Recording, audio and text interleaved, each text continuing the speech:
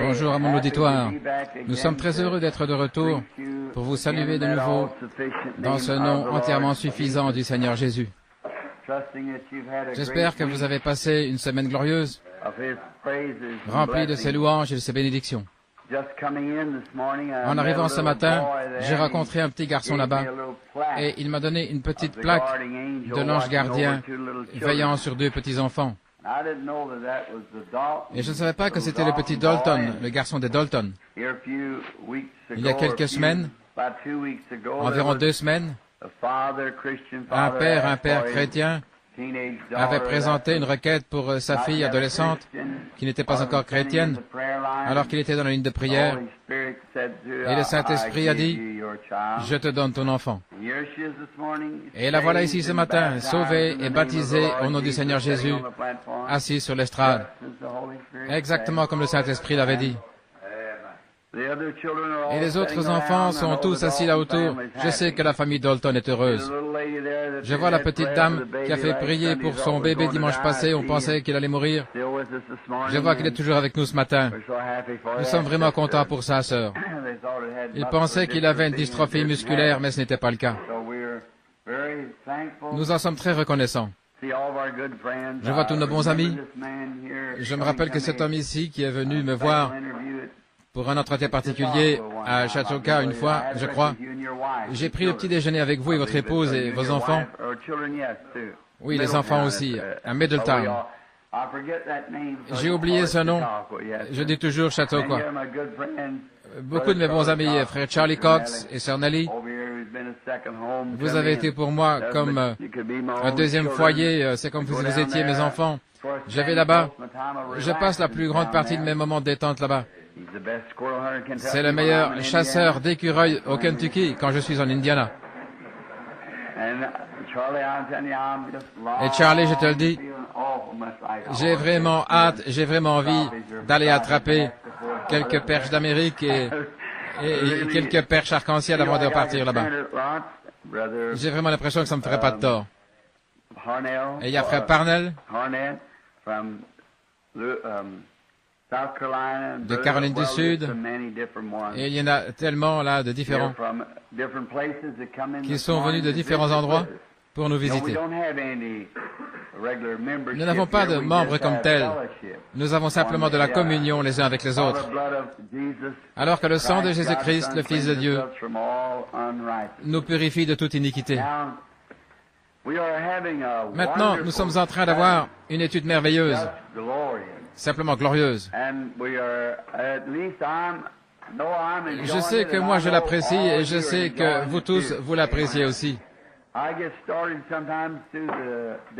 Je commence parfois dans la journée à parler ou à lire à ce sujet. Je prends 2 versets, me voilà partir dans les Écritures et tout à coup, je me rends compte que j'ai déjà parcouru de la Genèse à l'Apocalypse. Vous savez, j'aimerais prendre du temps pour que nous prenions le livre des Hébreux. Quand ce sera la saison de la chasse à l'écureuil, disons, vers octobre, août, vous savez, et nous fassions une étude suivie jusqu'à ce soit le moment de partir outre-mer. L'Épître aux Hébreux ou sur le livre de l'Exode. De quelle façon l'Exode, alors qu'il fait sortir son peuple d'Égypte, un Exode, c'est un type merveilleux de nous-mêmes qui nous préparons pour cet Exode. C'est quelque chose de merveilleux. Tous les passages de l'Écriture sont reliés. Ils forment une grande histoire. Maintenant, ce matin, nous sommes encore... Nous voulions prendre les 3 premiers chapitres de l'Épître aux Éphésiens, la lettre de Paul aux Éphésiens, à Éphèse, alors qu'il essayait, qu'il plaçait positionnellement l'Église, et juste avant de l'aborder, pouvons-nous prendre un instant ou 2 pour la prière avant de commencer. Ô Seigneur notre Dieu, nous venons dans ta présence maintenant. Si indignes que nous soyons, nous savons pourtant qu'il y a un sacrifice de sang qui est là, attendant, qui nous purifie de toute impureté et qui nous présente devant le Père irréprochable, irrépréhensible. Et il n'y a rien que puissions faire pour mériter cela, parce que c'est Jésus qui l'a fait pour nous. Nous nous inclinons humblement devant sa présence et devant son nom. Et nous te demandons d'envoyer le Saint-Esprit au milieu de nous ce matin. Je ne suis pas un théologien et je ne sais pas mettre les Écritures à leur place, mais je suis tellement rempli d'enthousiasme et reconnaissant de sentir le Saint-Esprit se manifester à travers mon être. Puisse-t-il nous bénir tous ensemble alors que nous lisons ta parole écrite, qu'elle puisse devenir pour nous la vie éternelle. Accorde-le, Père, nous le demandons au nom de Jésus et à cause de Jésus. Amen.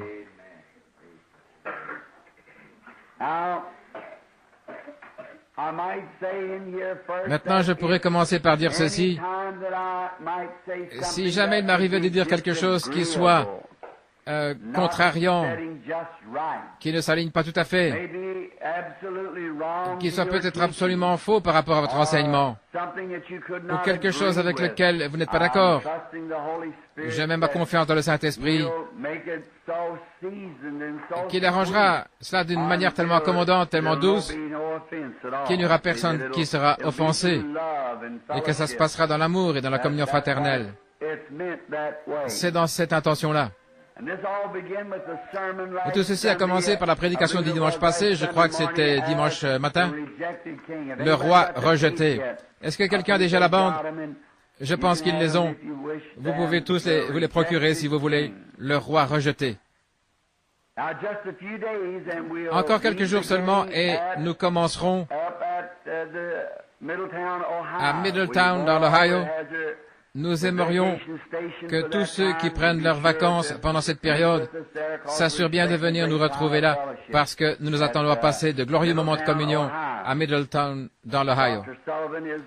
Le docteur Sullivan est président du comité, et il y aura 5 soirs de réunion, et je prêcherai comme prédicateur invité au Congrès international de l'Église interdénominationnelle.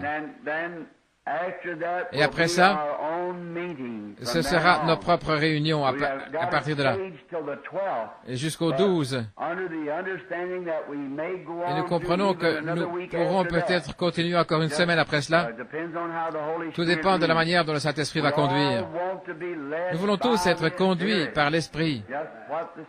Exactement ce que l'Esprit nous dit de faire, alors nous voulons le faire rapidement. Et souvenons-nous, alors que nous obéissons à l'Esprit, il y a une grande leçon que nous voulons apprendre, c'est de ne jamais être pressé. Prenez votre temps, ayez foi. Si vous avez demandé quelque chose à Dieu, souvenez-vous que Dieu répond à la prière. Il le fait en son temps, de la façon la meilleure. Il fait concourir toutes choses pour notre bien. Et si ce n'est pas le cas, alors que faisons-nous ici ce matin? Alors, pourquoi nous proclamons être chrétiens? Si ceci n'est pas la parole de Dieu, alors, si ce n'est pas vrai, alors nous sommes les plus malheureux de tous les hommes. Je suis si content d'être de tout cœur avec un grand nombre de personnes ici qui savent que ceci est la parole infaillible de Dieu. Et elle est la vérité, chaque parole, chaque phase. Et avec la grâce de Dieu, j'ai eu le privilège de voir le pays vers lequel nous irons un jour. Les gens ne savent pas ce que c'est, le moment de dépression qui arrive parfois dans ce genre de ministère. J'étais vraiment déprimé. Et j'ai dit à mon épouse, je voudrais simplement partir. Elle dit, pourquoi tu dis ça, Bill? Oh, ici, j'ai des problèmes et tout. Alors, c'est comme si le Saint-Esprit me disait, est-ce que tu cherches à contourner tes problèmes? Est-ce que tu cherches à les fuir? Voyons. Non, j'ai dit que je me tienne debout face à tout ça, que j'affronte la chose. Tu vois? C'est tellement mieux. Honnêtement. Vraiment. Je dis ceci pour l'avoir vu de mes yeux. Juste après cette vie, nous entrons dans un pays qui dépasse tout ce qu'on peut imaginer. Et s'il y a de nouveaux venus ici, j'espère que je prie Dieu que vous ne me preniez pas pour un fanatique. Par-dessus tout, je veux être honnête et dire la vérité. Qu'est-ce que ça me ferait de bien de dire quelque chose de faux? Alors qu'il y en a tellement ici qui est la vérité. Pourquoi faudrait-il quelque chose de faux? Voyez-vous, c'est tout simplement la vérité. Il n'est pas étonnant, je crois, que Paul a été ravi au 3e ciel. Et il a vu des choses qu'il n'était pas permis d'exprimer. Alors un jour il a dit, ce sont des choses que l'œil n'a pas vues et que l'oreille n'a pas entendues et qui ne sont pas montées au cœur de l'homme. Ce que Dieu a préparé pour ceux qu'il aime. Oh, nous vivons au milieu d'un tas d'ordures ici-bas. C'est un dépotoir plein de fumée, tout enfumé de souillure. Même si nous ne sommes pas contaminés, il reste que nous vivons au milieu de ça, de la fumée qui se dégage des charbons fumants du péché. C'est une des choses qui me donne le plus mal au cœur quand j'y pense, c'est le vieux dépotoir municipal où c'est en train de brûler. C'est horrible, cette odeur infecte de la fumée qui monte à travers toutes sortes de saletés, et une bouffée de ça, et vous avez l'estomac retourné. Je me rappelle que je devais aller à New Albany, de l'autre côté de la 18e rue, où se trouvait autrefois le vieux dépotoir. Il fallait que j'aille faire des recouvrements et relever les compteurs là-bas. Et j'appréhendais le jour où je devais passer par là, parce que je devais respirer cette odeur infecte. Et pourtant, il y avait là-bas, il y avait des corps de rats, de chiens et tout ça, vous savez, et ça fumait avec cette fumée qui montait à travers tout. Et pourtant, voilà à quoi est comparable cette vie ici, à son meilleur. C'est tout en fumée, l'odeur du péché qui se fait sentir partout, pour ainsi dire, spirituellement parlant. Mais oh, là où le vent souffle librement, et que tout est beauté et paix et joie, la vie éternelle, juste de l'autre côté du fleuve. Seulement nous sommes dans une bataille, alors il ne faut pas se contenter de s'étendre et de dire dépêchons-nous d'arriver là-bas. Emmenons avec nous tous ceux que nous pouvons emmener. Et maintenant, le but de ces leçons, c'est d'ancrer ceux qui sont déjà entrés dans le pays. Le but de cette étude de l'Épître aux Éphésiens, c'est de placer positionnellement l'Église là où elle est absolument à sa place en Christ. C'est un type de l'Ancien Testament et du livre de Josué. Alors que Josué avait fait le partage, nous avons vu ça dimanche passé, alors que Josué avait fait le partage du pays à chaque homme, et il l'avait fait par inspiration. Moïse, il avait fait sortir le peuple d'Égypte avec l'ail, les poireaux, il les avait fait sortir, il leur avait donné un lieu, celui que Dieu avait promis 400 ans plus tard, ou 400 ans plus tôt, comme quoi il les conduirait dans un lieu, un beau pays, ruisselant de lait et de miel. Et Moïse a conduit les enfants d'Israël jusqu'au pays, mais il ne les a pas fait traverser. Et Jésus, au peuple spirituel, le Saint-Esprit nous avait été promis dès le commencement. Jésus nous a conduits jusqu'à la promesse. Mais le Saint-Esprit est venu comme Josué pour prendre la relève et conduire et diriger et prendre possession du pays ou prendre possession de l'Église. Nous voyons basiquement, maintenant ici, il se pourrait peut-être que des gens se trouvent que je suis blessant et que je veux manquer d'égard envers les frères. Ce n'est pas ça. Dieu est mon juge, ce n'est pas ça, voyez-vous. Je veux simplement attirer votre attention sur quelque chose qui est la vérité. Nous avons choisi des hommes comme conducteurs au lieu de la conduite du Saint-Esprit. Nous avons voulu que ce soit l'homme qui nous donne notre part et qui nous conduisent.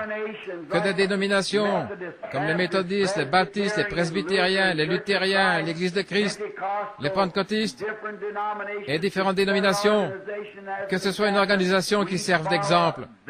Et nous suivons ça. Nulle part dans la Bible nous est-il dit de faire une chose semblable.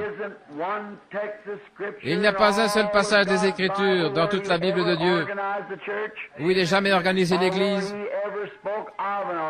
ni parlé d'une organisation. Pas un seul endroit dans la Bible. Ça a toujours été contraire. Il ne veut pas que nous nous conformions aux choses du monde. Il veut que nous soyons particuliers, mis à part. Je ne veux pas dire d'être ridicule, mais je veux dire un peuple appelé à sortir. Une nation sainte, bénie, menant des vies irréprochables, en agissant et en nous conduisant exactement comme lui se conduirait. Alors nous sommes son ouvrage, ayant été créés en Christ Jésus pour de bonnes œuvres. Maintenant, mercredi soir, beaucoup d'entre vous n'étaient pas là mercredi, mais je crois que c'est au verset 3. Non, c'est le verset 5. À l'adoption ou le placement des gens. Dieu cherche à placer les siens. Et quand Dieu en place un, alors toute l'Église veut être comme celui-là. Avoir le même genre de choses, faire la même chose. Nous sommes taillés différemment. Nous sommes faits différemment. Nous avons des natures différentes. Et nous sommes placés positionnellement différemment. Chacun pour un travail différent. Peut-être que l'un, c'est pour un genre de travail plus petit et l'autre pour un travail de plus grande envergure. Je crois que c'est David ou l'un des prophètes, je ne me souviens plus, qui disait « Je préfère être un paillasson dans la maison du Seigneur plutôt que d'habiter dans les tentes des méchants. » Maintenant, nous allons nous arrêter juste une seconde sur l'adoption. Verset 5. Parce que nous voulons continuer à avancer le plus possible. Et souvenez-vous du thème. C'est entièrement sur le placement. Combien comprennent cela? Je voudrais vous l'entendre. En un seul mot, le placement. Le corps de Jésus-Christ. Positionnellement. En Christ. Où c'est le Saint-Esprit qui nous conduit. Vas-y, voilà. Maintenant, nous y sommes. Nous plaçons positionnellement. C'est ce que l'Épître aux Éphésiens doit faire. Et observez ce docteur remarquable qui est Paul. La première chose qu'il fait, c'est d'éliminer toute idée de chute. Éliminer définitivement toute idée du genre « Je suis chrétien aujourd'hui et demain je suis fichu et le lendemain Dieu m'a condamné et le jour suivant je suis de retour. » Ça ne tient pas debout. Cet épître n'est pas destiné à un enseignement d'évangélisation, à des prédicateurs d'évangélistes. Je n'aborde pas ces choses-là quand je suis sur le champ missionnaire. Je les apporte à l'Église. Paul l'a adressé aux saints, ceux qui sont appelés, préservés, et qui sont remplis et mis à part, et dans le Saint-Esprit, déjà dans le pays de Canaan. Il essaie de leur dire la première chose, débarrassez-vous de l'idée que vous allez être perdu, que vous allez faire ceci, et que vous avez peur de ceci. N'ayez peur de rien. Car il essaie de vous dire où vous en êtes, qui vous êtes, quelle est votre position. Maintenant, vous pouvez faire des fautes. Chaque fois que vous ferez quelque chose de mal, vous allez recevoir le salaire de ça. Oui, monsieur. vous récolterez ce que vous aurez semé. Mais ça n'a rien à voir avec votre salut.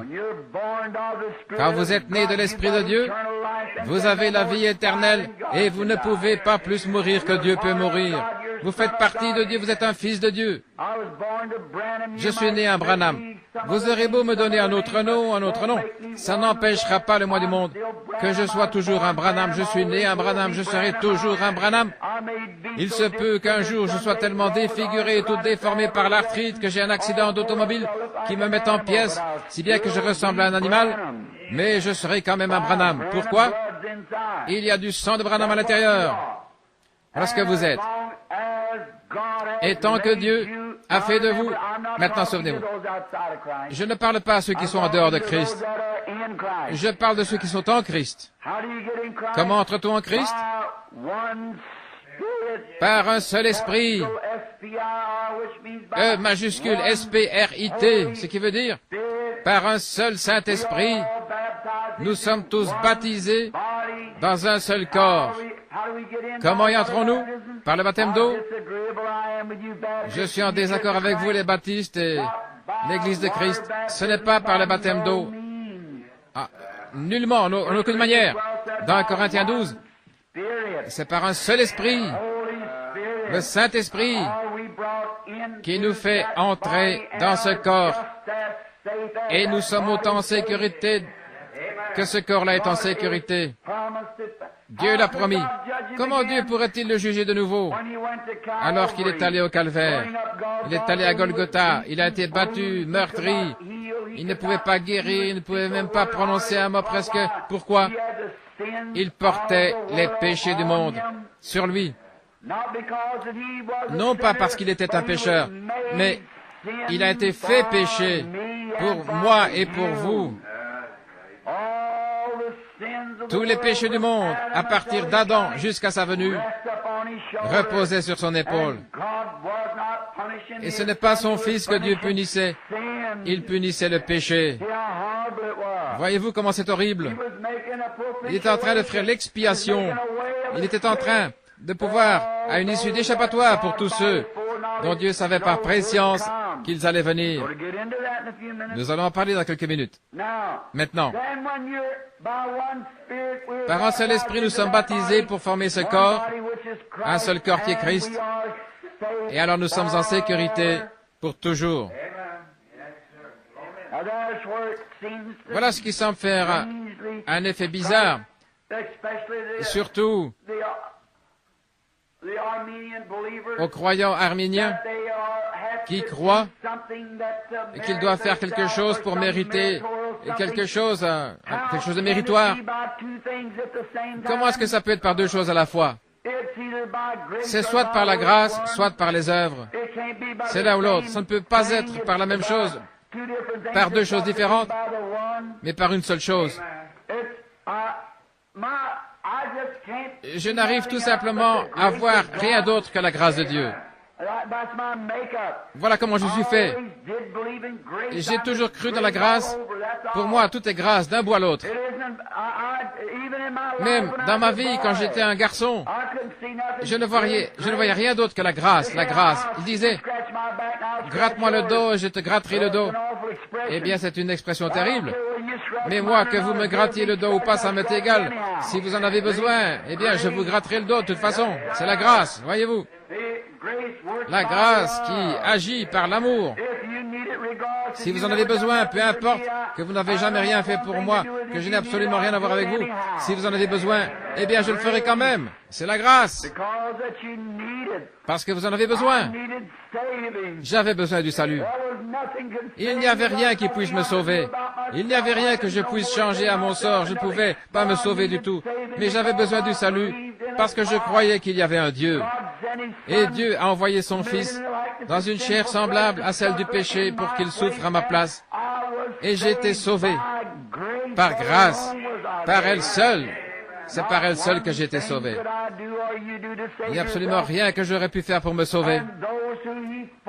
Et ceux qu'il a connus d'avance, avant la fondation du monde, nous en avons parlé mercredi. Nous nous sommes représentés Dieu El Elah Elohim. Nous avons montré qu'il existait par lui-même, mais en lui, il y avait la paternité en lui. Il y avait différentes qualités, telles que d'être un sauveur, d'être un guérisseur. Tout était en Dieu et Dieu existait par lui-même. Mais étant donné qu'il était un sauveur, qu'il était un père, il n'y avait aucun ange avec lui, rien. Il n'y avait que lui. Il existait par lui-même. Rien d'autre n'existait que Dieu. Seulement, étant donné qu'il était Dieu, alors il fallait qu'il y ait quelque chose pour l'adorer, parce qu'il aimait l'adoration. Et c'est par son propre être qu'il a créé des créatures pour qu'elles l'adorent. Maintenant, temporairement, je vais le redire, nous n'allons pas tout revoir, mais vous l'aurez sur la bande. Mais parce qu'il était Dieu, il a fait les anges et les anges l'adoraient. Et les anges l'adorent encore. Mais les anges qui sont dans la présence de Dieu ont 6 paires d'ailes, 6 ailes. Ils en ont 2 dont ils se couvrent la face, 2 sur les pieds et 2 dont ils se servent pour voler. Et jour et nuit, ils crient « Saint, Saint, Saint, Dieu Tout-Puissant ». C'est ce que disent les Écritures. Ils l'adoraient. Quelque chose avait été créé pour l'adorer. Ensuite, à l'intérieur de lui, il y avait l'attribut d'être un sauveur. Comment une de ces créatures-là, alors qu'il n'y avait aucun péché, aucune idée de péché, comment l'une d'elles aurait pu être perdue? Ça ne pouvait pas être. Alors quelque chose qui pourrait être perdu devait être créé pour qu'il puisse être un sauveur. En lui, il y avait un guérisseur. Croyez-vous qu'il est un sauveur? Croyez-vous qu'il est un guérisseur? Mais alors, qu'en serait-il s'il n'avait rien à sauver, ni rien à guérir? Voyez-vous? Il fallait que quelque chose soit créé comme ça. Maintenant, il ne l'a pas créé comme ça. Seulement, il a donné à l'homme le libre arbitre. Si tu choisis ceci, tu vivras. Si tu choisis cela, tu mourras. Et chaque homme qui vient au monde est placé devant le même choix encore aujourd'hui. Dieu, par sa préscience, savait qui accepterait et qui n'accepterait pas. La question m'a été posée hier par un théologien qui assistait aux réunions ou écoutait la bande. Il disait une question. Il disait, si Dieu est omniprésent, alors il disait, il pourrait être partout. J'ai dit, il n'est pas omniprésent au sens propre du mot omniprésent. Il ne peut pas être un être tout en étant omniprésent. S'il est omniprésent, pourquoi prierait-on pour recevoir le Saint-Esprit? S'il est omniprésent, il remplit chaque fente, chaque coin, chaque crevasse, chaque cellule, fibre et tout le reste. J'ai dit, pourquoi a-t-il cherché Moïse à la fin s'il est omniprésent? Pourquoi a-t-il parcouru le jardin d'Éden dans tous les sens en criant « Adam, Adam, où es-tu » s'il est omniprésent? Il est omniprésent parce qu'il est omniscient. Il connaît toutes choses. Parce qu'il est infini. Étant infini, cela fait qu'il est omniprésent, et comme il est omniprésent, comme il est infini, alors il est dans les cieux, il habite dans un lieu, puisqu'il est un être. Mais comme il est infini, alors il connaît toutes choses. Chaque fois qu'un moucheron clignerait des yeux, il le sait, il connaît chaque bourdon, où il va dans le rayon pour chercher son miel, il connaît chaque moineau qui est perché dans l'arbre, il connaît chaque pensée qu'il y a dans votre esprit, parce qu'il est infini et qu'il est omniscient. C'est-à-dire qu'il est non seulement infini, mais il est omniscient, il connaît toutes choses. Seulement il est un être, Dieu est un être. Et c'est de cet être que ces choses se sont mises à émaner. Et le péché, comme je le disais l'autre soir, le péché n'est pas une création. Rien n'a été créé d'autre si ce n'est la perfection. Toutes les choses que Dieu a créées étaient bonnes. Le péché n'est pas une création. Il disait bien, voilà une création même du péché. Vous avez déjà entendu ça, mais c'est une erreur. Il n'y a qu'un seul créateur, c'est Dieu. Dieu ne pouvait pas créer le péché parce qu'il est saint, et il n'y a rien en lui qui puisse créer ça. Le péché est une perversion, non pas une création, mais une perversion. Un adultère, c'est l'acte juste perverti. Un mensonge, c'est la vérité racontée de travers. tout péché, n'importe quel péché, c'est la justice pervertie. Voilà maintenant Dieu. Il s'est manifesté comme Dieu, c'est fait. Il s'est manifesté comme sauveur. Les hommes étaient perdus et il les a sauvés. Il s'est manifesté déjà comme guérisseur. Ce que les gens peuvent dire, ça ne change rien, il l'est quand même, de toute manière.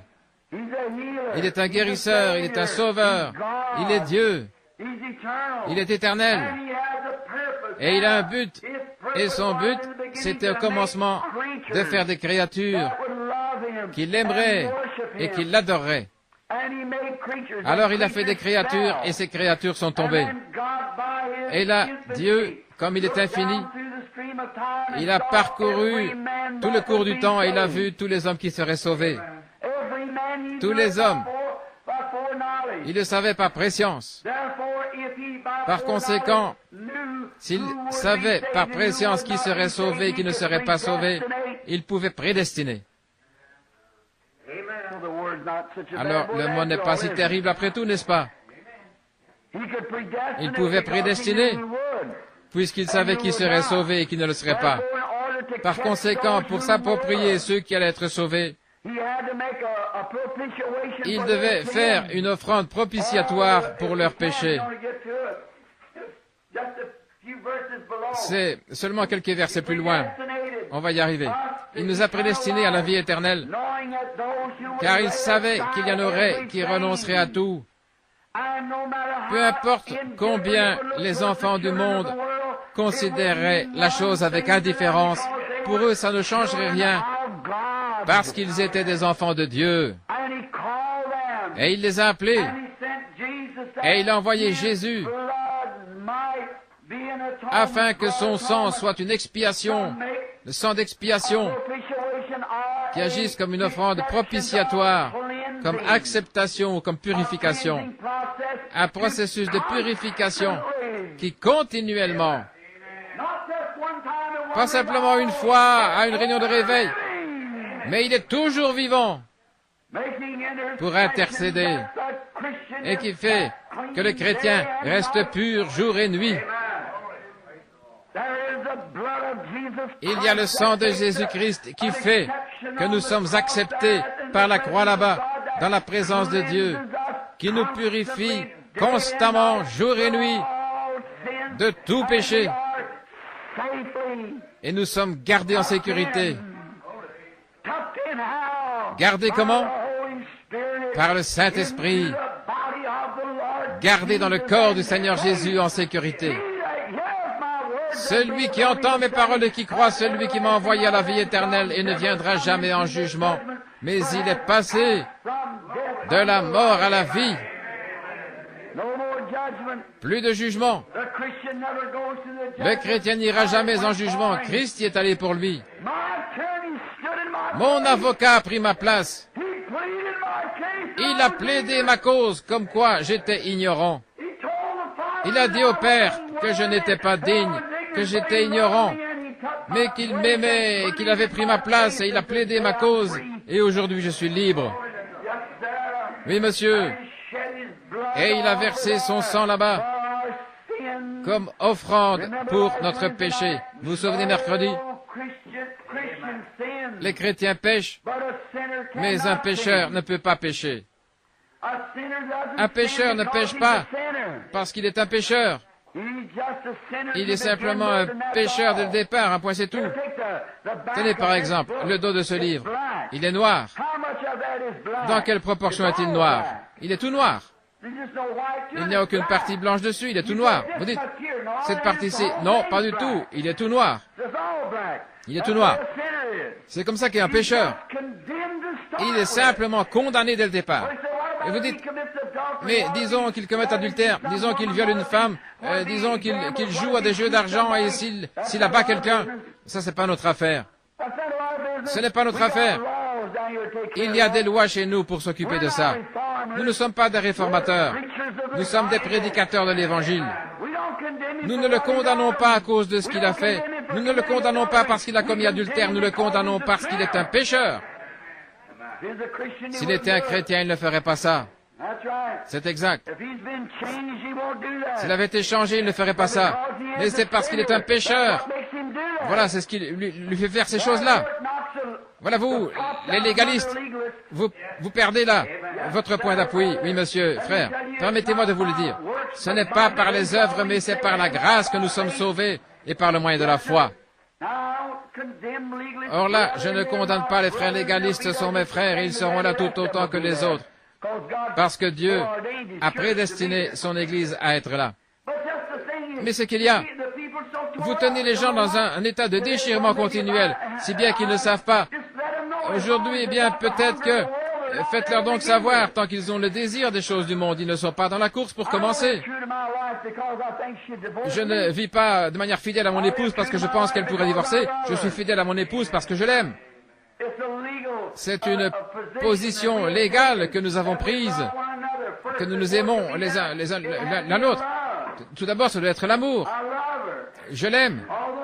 Bien que je crois qu'elle me pardonnerait si je faisais quelque chose de mal, il reste que je ne le ferai quand même pas. Je l'aime. C'est la même chose pour Christ. Si je vivais, j'ai 50 ans, si je vivais jusqu'à 90 ou 100 ans, et qu'il me restait encore 50 ans comme prédicateur, et que je ne prêche plus une seule fois, et que j'aille m'asseoir au bord de la rivière, je serais sauvé quand même. Dieu m'a sauvé par sa grâce. Je n'ai aucun mérite. Il n'y a rien que je puisse faire, que j'ai pu faire ou rien. Je prêche parce que je l'aime et que j'aime son peuple.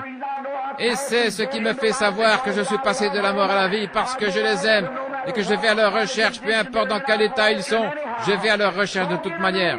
Allez les chercher de toute manière, ramenez-les. Que des prédicateurs ne soient pas d'accord, que les autres ne soient pas d'accord, les dénominations, ça ne m'arrêtera pas. Il y a quelque chose, ça ne l'a pas arrêté lui. Il est arrivé même au milieu de l'incrédulité, ça ne l'a pas arrêté. Il a continué quand même. C'est ce que nous faisons. Nous allons les chercher. Nous les rattrapons de toute manière, peu importe. Tendez la main, saisissez-les, agrippez-vous à eux de toutes vos forces. Vous ne savez pas qui ils sont, sauvez-les. C'est à cause de l'amour que vous le faites.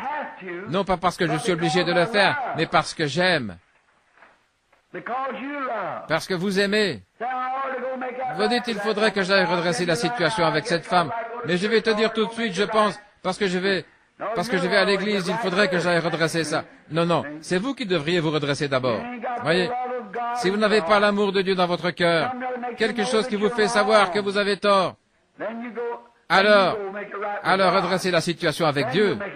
Ensuite, vous irez redresser la situation avec votre prochain. C'est ce que Jésus a enseigné. Il a dit, si tu viens à l'hôtel, si tu te souviens que tu as quelque chose contre un voisin ou contre ton frère, va d'abord redresser la situation avec lui. Maintenant, dans les âges à venir, mercredi soir, nous avons vu les manifestations, nous en parlerons encore ce matin, de la manifestation des fils de Dieu. Là, Dieu qui attend. Et ensuite, au temps de la fin, quand nous nous tiendrons tous devant lui, les anges n'ont pas été perdus. Ils ne sauront pas apprécier les bénédictions comme nous.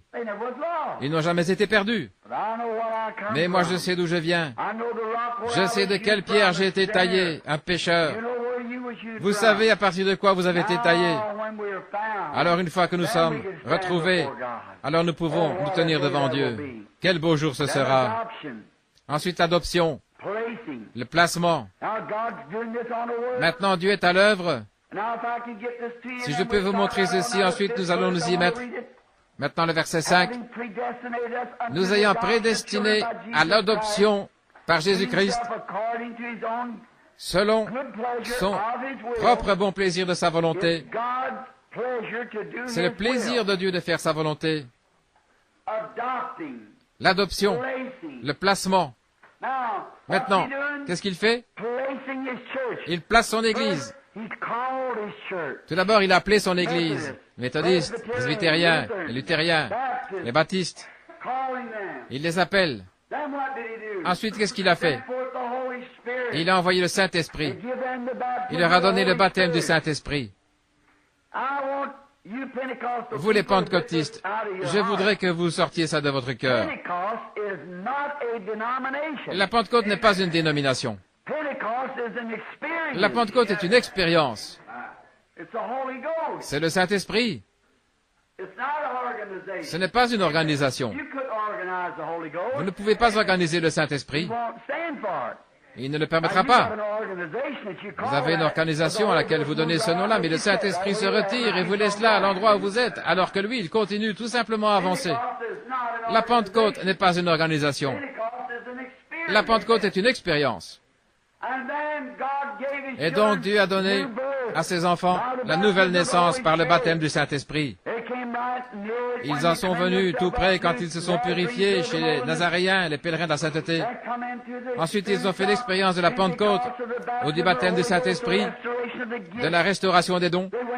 Ils sont allés de l'avant à parler en langue, et en interprétant les langues, ils ont reçu des dons de guérison et des miracles, des signes, prodiges, et ont commencé à les accompagner. Maintenant, ce sont des enfants. Ce sont les enfants de Dieu.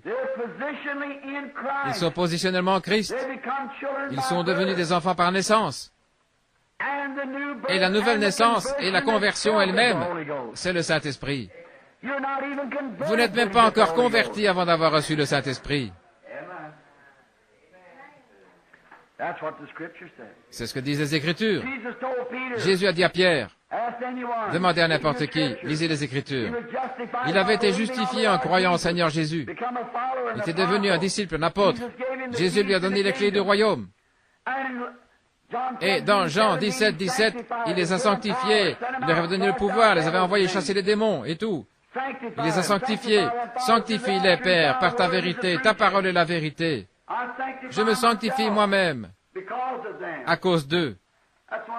Voilà bien une des paroles les plus douces que j'ai jamais entendues. Père, je me sanctifie moi-même pour eux. Savez-vous qu'il avait le droit d'avoir un foyer? C'était un être humain.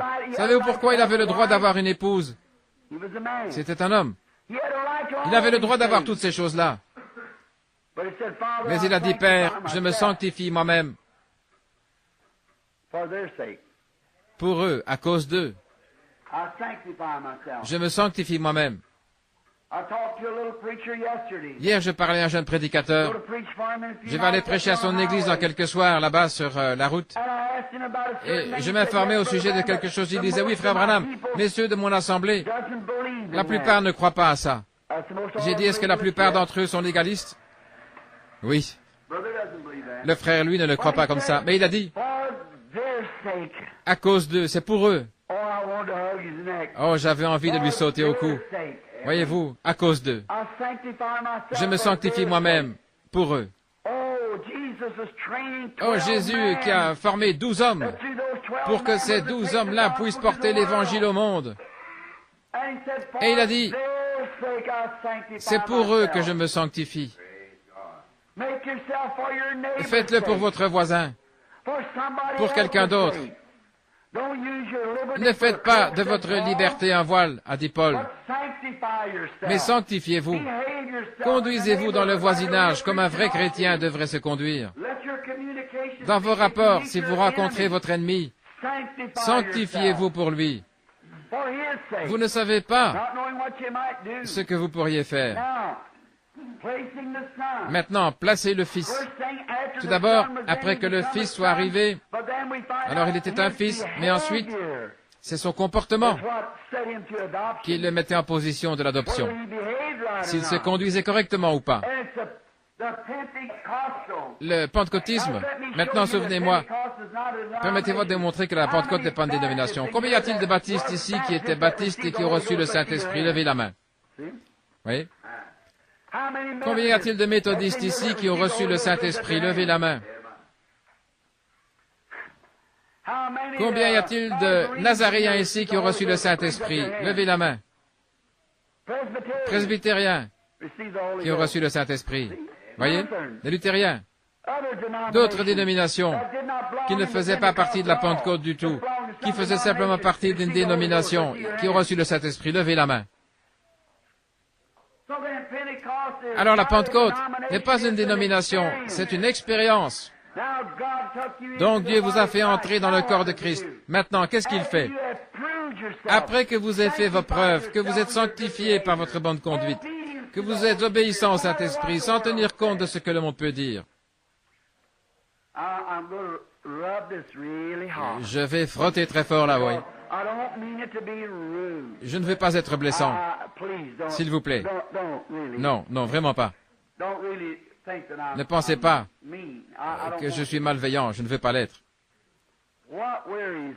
Ce qui me mine, c'est quand je prêche aux gens cette vérité qui a été envoyée de Dieu et qui font demi-tour et ils continuent à faire exactement la même chose tout en prétendant qu'ils ont le Saint-Esprit. C'est bien simple, ça vous ravage. Quel est le problème? Ils retournent tout de suite à la même chose. Exactement comme les enfants d'Israël. Ils voulaient avoir un roi pour que ce roi puisse dominer sur eux et les faire agir comme les Amoréens et les Amalécites et les Philistins. Savez-vous, madame, que c'est mal de porter des pantalons? Le savez-vous? Savez-vous que c'est mal de couper les boucles de votre chevelure? Savez-vous, monsieur, que vous agissez mal de continuer à fumer et à vous conduire comme vous le faites? Savez-vous que vous agissez mal en n'étant pas le mari de votre foyer? Votre femme pique une petite crise et elle vous met à la porte et vous dites « Oui, mon trésor, sois béni, je vais revenir. » Savez-vous, comment pouvez-vous vous occuper de la maison de Dieu si vous ne pouvez même pas diriger votre propre maison? Exactement vrai. Savez-vous, sœur, que votre mari est non seulement votre mari, mais il est aussi votre chef? Dieu l'a dit. En effet, le mari n'a pas été séduit, c'est la femme qui a été séduite. Et vous, les prédicateurs, qui continuez à nommer des femmes pasteurs et des femmes prédicateurs dans vos églises, alors que vous savez que la parole de Dieu le condamne. Continuellement, vous allez prendre le nom de Père, Fils et Saint-Esprit pour baptiser, alors qu'il n'y a pas la moindre écriture dans la Bible pour cela. Je voudrais qu'un archevêque ou quelqu'un d'autre me montre un endroit où quelqu'un dans la Bible a déjà été baptisé au nom de Père, Fils et Saint-Esprit. Je voudrais que quelqu'un me montre où quelqu'un a déjà été baptisé autrement que dans le nom de Jésus. Celui de Jean n'était pas. Ils étaient baptisés, ils se faisaient baptiser en croyant qu'il allait venir, seulement ils ne savaient pas qui il était. Mais dès qu'ils ont vu, qu'ils ont reconnu, alors ils se sont fait rebaptiser au nom de Jésus-Christ.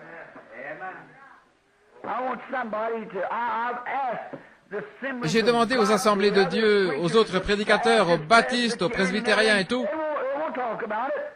Ils refusent, ils ne veulent pas en parler. Je voudrais voir l'Écriture.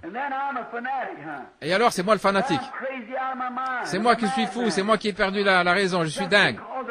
Rien que parce que j'essaie de vous dire la vérité.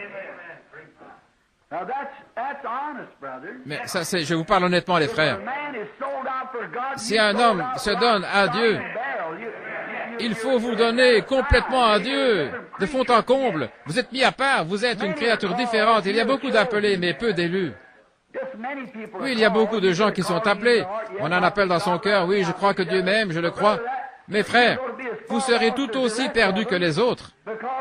En effet, ils vont se présenter ce jour-là et ils vont dire, Seigneur, j'ai chassé les démons en ton nom, j'ai fait tout le reste en ton nom, j'ai fait des services de guérison, j'ai prêché l'évangile, j'ai chassé les démons. Et Jésus dira, sortez d'ici, je ne vous connais pas, hypocrite. Voyez-vous, c'est celui qui fait la volonté de mon Père. Pourquoi est-ce que les gens ne le voient pas? Je ne sais pas. Je sais que c'est froissant. Je ne fais pas exprès de vous blesser. Je ne veux pas être ainsi. Mes frères, il me semble que nous sommes au temps de la fin. Et Dieu est en train d'adopter, de placer positionnellement dans l'Église, dans le corps de Christ, les siens. Il ne va pas en placer beaucoup là, ça je peux vous le dire dès le départ. Dites, oh bien, il y en aura un si grand nombre. Mais ça fait déjà 6000 ans qu'il les a fait sortir. Souvenez-vous, la résurrection a lieu et nous sommes enlevés avec eux. Et il n'y en aura que quelques-uns. Voyez-vous, travaillez à votre propre salut. Dépêchez-vous, examinez-vous pour voir ce qui ne va pas. Pour voir les problèmes. Je sais que c'est dur à entendre, mes frères, c'est la vérité. C'est la vérité de Dieu, l'adoption. Nous devrions être tellement remplis d'ardeur pour Dieu. Nous devrions être à l'œuvre jour et nuit. Rien ne devrait nous arrêter. Et nous devrions être tellement gentils et tellement aimables, et tellement bons et tellement semblables à Christ dans nos vies. C'est une vie de tous les jours. Jésus a dit, considérez comment croissent les lys des champs. Ils travaillent, ils filent. Cependant, je vous le dis que Salomon, dans toute sa gloire, n'était pas revêtu comme l'un d'eux. Salomon avait de somptueux habits, de soie brodée et tout. Ce n'était pas de ça qu'il parlait. Pour qu'un lys puisse croître, il doit travailler la nuit et le jour. Pourquoi est-ce que vous préférez aller vous accrocher au petit bout de la corde? Si le juste se sauve avec peine, que deviendront le pécheur, c'est-à-dire l'incroyant, et l'impie, l'homme qui entend la parole, mais qui refuse d'y marcher?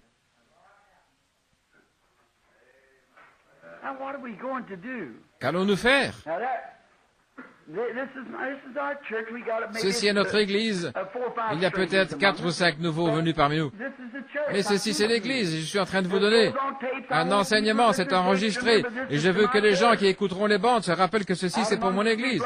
Quand je suis dehors parmi les gens là-bas, j'essaie d'être assez gentleman pour leur parler, de suivre un petit peu, les dorloter un peu dans leurs idées, de les écrémer. Mais quand il s'agit de vraiment déclarer la vérité, déclarons-la. L'adoption, le placement positionnel, où sont-ils? Montrez-moi où ils en sont.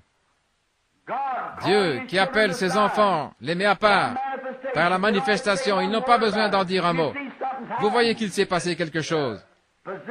Il place son fils positionnellement dans sa position, il lui donne sa place, exactement les mêmes choses. Il a autant d'autorité, sa parole a autant de poids que celle d'un archange, et même plus. Le fils était adopté, placé à un endroit élevé, on le conduisait là-bas, on lui mettait un vêtement nouveau, une nouvelle couleur. Le père célébrait par une cérémonie, il disait, voici mon fils, dorénavant, c'est lui qui gouverne, c'est lui qui dirige. Il est à la tête de tout mon héritage, tout ce que j'ai lui appartient. C'est juste. Ensuite, nous pourrions reprendre encore elle, Ella, Elohim. Voyez-vous, alors qu'il existait par lui-même, et revenir ensuite à Jéhovah, qui a créé quelque chose, il a donné la domination sur la terre. Qu'est-ce que nous attendons? Les manifestations. Oh, la terre soupire. Allons-y, nous allons le lire. Très bien. Prédestiné à l'adoption selon le bon plaisir de sa volonté, à la louange de la gloire de sa grâce. Sa grâce, qu'est-ce que c'est? Il y a bien longtemps, avant, quand il n'était pas père, sa grâce, son amour, par lequel il a fait un enfant, pour lui-même, pour que nous puissions être prédestinés à être ses enfants d'adoption, à la louange de sa grâce, par laquelle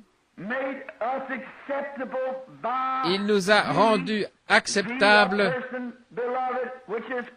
par son bien-aimé, la personne qui est Christ. Il nous a acceptés comment? Par un seul esprit, nous sommes tous baptisés en lui. En lui, nous avons la rédemption. Nous avons la rédemption par son sang, le pardon des péchés. Comment pouvez-vous prêcher la prédestination de Dieu qui établit d'avance et place sans qu'il y ait quelque part une expiation pour les péchés? Pourquoi? Chaque jour vous faites une erreur. Chaque jour vous faites quelque chose de mal. Seulement si vous êtes né de nouveau, ou une femme née de nouveau, dès que vous faites une erreur, Dieu sait que vous le regrettez. Vous pourriez vous tenir dans la présence du président Roosevelt ou de n'importe qui et dire « J'ai tort, que Dieu me pardonne d'avoir fait cette chose. » Pourquoi? C'est là que le sang de l'expiation, vous remarquez, ce sont des péchés. Un pécheur est un pécheur. Il ne commet pas de péché. Mais l'Église commet des péchés. Elle agit mal. Elle a une mauvaise pensée, une mauvaise impression. Elle fait des fautes. Elle marche d'un pas chancelant comme un petit enfant qui marche, qui essaie d'apprendre à marcher.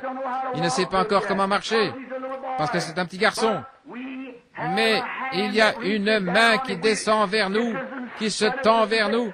Il nous attrape, il nous stabilise. Et il dit, fais comme ceci, mon petit gars. Il ne va pas nous prendre et nous donner une fessée parce que nous faisons une erreur. Il ne nous frappe pas à mort parce que nous essayons de marcher. Il nous aime comme nous aimons nos enfants. Un vrai papa ne donnera pas une correction à son enfant s'il tombe par terre en essayant de marcher.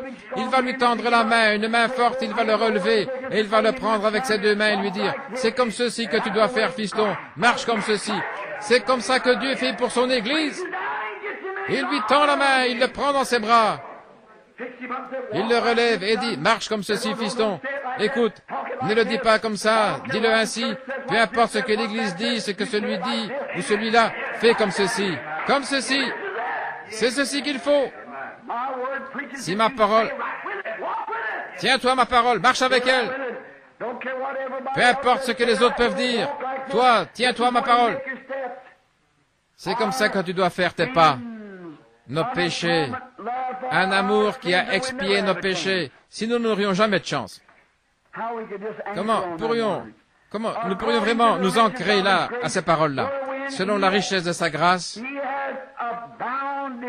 que Dieu abondamment, que Dieu a de manière abondante répandu. Il l'a répandu abondamment sur nous par toute espèce de sagesse et d'intelligence. Toute la sagesse qu'il a répandue abondamment sur nous, par toute espèce de sagesse, pas celle du monde. La sagesse du monde est une folie pour lui, et la sagesse de Dieu est une folie pour le monde. C'est comme le jour et la nuit, l'un ne peut pas s'entendre avec l'autre. Mais quand le soleil commence à se lever et que le jour paraît, alors la nuit se disperse dans tous les coins. De même, quand la lumière de l'Évangile commence à pénétrer, les choses du monde se mettent à disparaître. Alors, qu'est-ce qui se passe?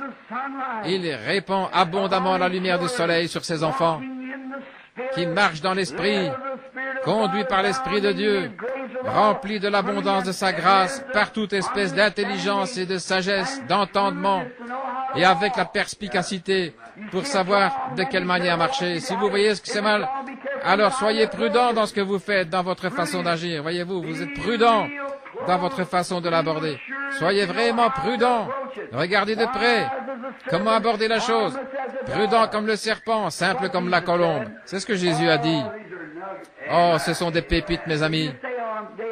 On pourrait tout simplement rester là des jours et des jours. Ce sont des choses merveilleuses, n'est-ce pas? La prudence, la sagesse qu'il a répandue abondamment sur nous, qu'il a déversée.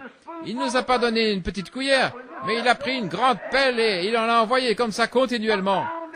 Il a répandu abondamment sur nous la sagesse et aussi la prudence de sa grâce. Oh, grâce étonnante, combien le son en est merveilleux. Que Dieu a répandu abondamment sur nous par toute espèce de sagesse et d'intelligence, nous ayant fait connaître le mystère de sa volonté. À qui parle-t-il? Aux dénominations? Je vous en prie, mes frères, ne pensez pas que je déprécie votre dénomination. Ce n'est pas ça. Ce que j'essaie de vous dire, c'est que la chose était fausse dès le départ. Jésus a dit allez prêcher l'Évangile, et nous sommes allés former des dénominations. C'est pour cette raison-là que nous ne l'avons pas, que nous marchons selon la sagesse de l'homme. Si Calvin pouvait ressusciter. Tiens, il n'y a pas longtemps que je me suis trouvé près de la tombe d'un grand homme, un grand réformateur. Et je songeais, quel grand homme c'était. Il l'était. C'était John Wesley. Et je me suis dit, si John Wesley pouvait sortir de cette tombe aujourd'hui et qu'il voit l'état de son Église, il aurait honte de son nom. John Wesley était un homme rempli de piété, un tison arraché du feu, comme il le disait, comme il l'appelait. John Wesley était un homme saint, qui croyait en Dieu et qui le suivait pas à pas. Mais après la mort de John, ils ont dit, nous allons former une église en l'honneur de John. Nous allons former une église méthodiste, à cause de sa méthode, de la sanctification, comme seconde œuvre de la grâce. Alors ils ont formé une église, et aujourd'hui, ces hommes d'église-là renient tout ce que John Wesley représentait. John Wesley prêchait la guérison divine. John Wesley croyait au baptême du Saint-Esprit. John Wesley croyait à la restitution complète des dons. John Wesley, Martin Luther et beaucoup de ces grands hommes parlaient en langue et interprétaient. Et aujourd'hui, si vous parlez en langue dans une église méthodiste ou dans une église luthérienne, on vous met à la porte. Qu'est-ce qui se passe? En plein au temps où nous devrions placer des fils. Qu'est-ce qui se passe? Ils ont adopté autre chose parce qu'ils ne connaissent pas le mystère de Dieu. Et ils ne le connaîtront jamais par le moyen d'un séminaire. Laissez-moi vous lire quelque chose. Vous êtes d'accord? Très bien. J'ai écrit quelque chose ici. Voyons comment Paul, il s'agit ici de celui qui a enseigné ce message. Prenons Acte 9, 5 un instant. Cependant, Saul respirant encore la menace, ce petit juif méchant et colérique au nez crochu, les meurtres contre les disciples du Seigneur, se rendit chez le souverain sacrificateur. Et il lui demanda des lettres pour la synagogue de Damas, afin que, s'il trouvait, je vais aller à leur recherche. Si seulement je peux les trouver, oh là là, qu'est-ce que je vais leur faire? Si seulement je peux les trouver. Mais il était prédestiné. Qu'est-ce qui vous dit que le vendeur d'alcool là-bas n'est pas prédestiné à la vie? Qu'est-ce qui vous dit que la prostituée là-bas, à qui vous ne voulez même pas parler, qu'est-ce qui vous dit qu'une petite poignée de main et une invitation à venir à l'église ne ferait pas d'elle une sainte de Dieu là-bas dans la gloire? Qu'est-ce qui vous dit qu'elle n'en est pas une? C'est ce que nous ne savons pas. Mais c'est notre devoir. Comme le pêcheur qui a jeté son filet dans la mer et qui en a retiré. Il a ramené des grenouilles, des poissons, des lézards, des araignées et tout le reste. Il y avait aussi des poissons. Il ne savait pas. Et tout ce qu'il a fait, c'est jeter le filet. C'est ce que nous faisons. Observez Paul. Demandant des lettres pour les synagogues de Damas, afin que s'il trouvait des partisans de la nouvelle doctrine, hommes ou femmes, qu'il puisse les lier et les amener à Jérusalem. Frère, il était vraiment impitoyable. Comme il était en chemin, il s'approcha de Damas, et tout à coup, un prêtre est arrivé sur la route, le docteur F.F. Jones, et il lui a dit, il te faut une expérience de séminaire. Maintenant, mon garçon, après ça, je pense que Dieu pourrait t'utiliser. Ça serait terrible de voir un verset comme ça, n'est-ce pas?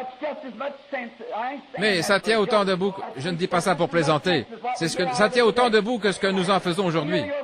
Tu sais, ta mère était une brave femme, je crois que tu ferais un bon prédicateur. Regardez ce qui est arrivé. Et comme il était en chemin et qu'il s'approchait de Damas, tout à coup, une lumière. C'est surnaturel dès le départ. Une lumière venant du ciel resplendit autour de lui. Il tomba par terre, il entendit une voix qui disait, « Saul, Saul, pourquoi me persécutes-tu » Il a dit, « Qui es-tu, Seigneur » Et le Seigneur lui dit, « Je suis Jésus que tu persécutes. Il te serait dur de regimber contre les aiguillons. » Il était tremblant, il saisit d'effroi et il lui dit, « Seigneur, que veux-tu que je fasse » Et le Seigneur lui dit, « Lève-toi. Entre dans la ville, on te dira ce que tu vas faire. » Et les hommes qui l'accompagnaient continuèrent la route avec lui et ils trouvèrent un homme, Ananias là-bas, qui avait une vision. C'est surnaturel d'un bout à l'autre. Et ce vieux Saul, cette espèce de méchant personnage, Ananias là, avait une vision. Il avait dans sa maison. Il avait vu ça dans sa maison, c'était un prophète. Il était dans sa maison, il priait. Et il a vu un homme qui vient là-bas sur la route, il est aveugle comme une taupe et il s'appelle Saul, Saul de Tarse. Il a dit, Seigneur, j'ai entendu dire beaucoup de choses, ne m'envoie pas, je suis un petit homme, ne m'envoie pas après lui. Il a dit, mais voici, en chemin, je lui ai montré une vision. Je lui suis apparu dans la colonne de feu, je l'ai rendu aveugle. Mais alors complètement, il m'a fallu le rendre aveugle et le démolir avant que j'arrive à faire quelque chose de lui. Tu vois, il m'a fallu le débarrasser de toute sa théologien. Il était un grand homme dans une des églises là-bas, il avait toutes sortes de diplômes, il n'avait aucun besoin de parfaire son éducation à quoi que ce soit. Mais il a dit, ce qu'il m'a fallu faire, c'est de sortir tout ça de lui. C'est ce qu'il fallait. Il ne s'agissait pas de lui donner plus de la chose, mais de la faire sortir de lui. Je trouve que c'est là le problème. Aujourd'hui, pour beaucoup de membres du clergé, il faut sortir ça de vous, pour que Dieu puisse mettre le Saint-Esprit à l'intérieur. Il a dit, mais cet homme-là, il est terrible. Mais voici maintenant, il prie. Tu vas aller dans une telle rue, tu vas arriver à une fontaine et passer la fontaine, il y aura à gauche, tu vas continuer. Il y aura une maison blanche, va, frappe à la porte, il y aura un homme étendu là. Pose tes mains sur lui, emmène-le à la rivière de Damas et baptise-le au nom de Jésus. En effet, je veux te dire ce que je vais faire. Il va souffrir beaucoup de choses pour moi, car il est mon messager pour les nations.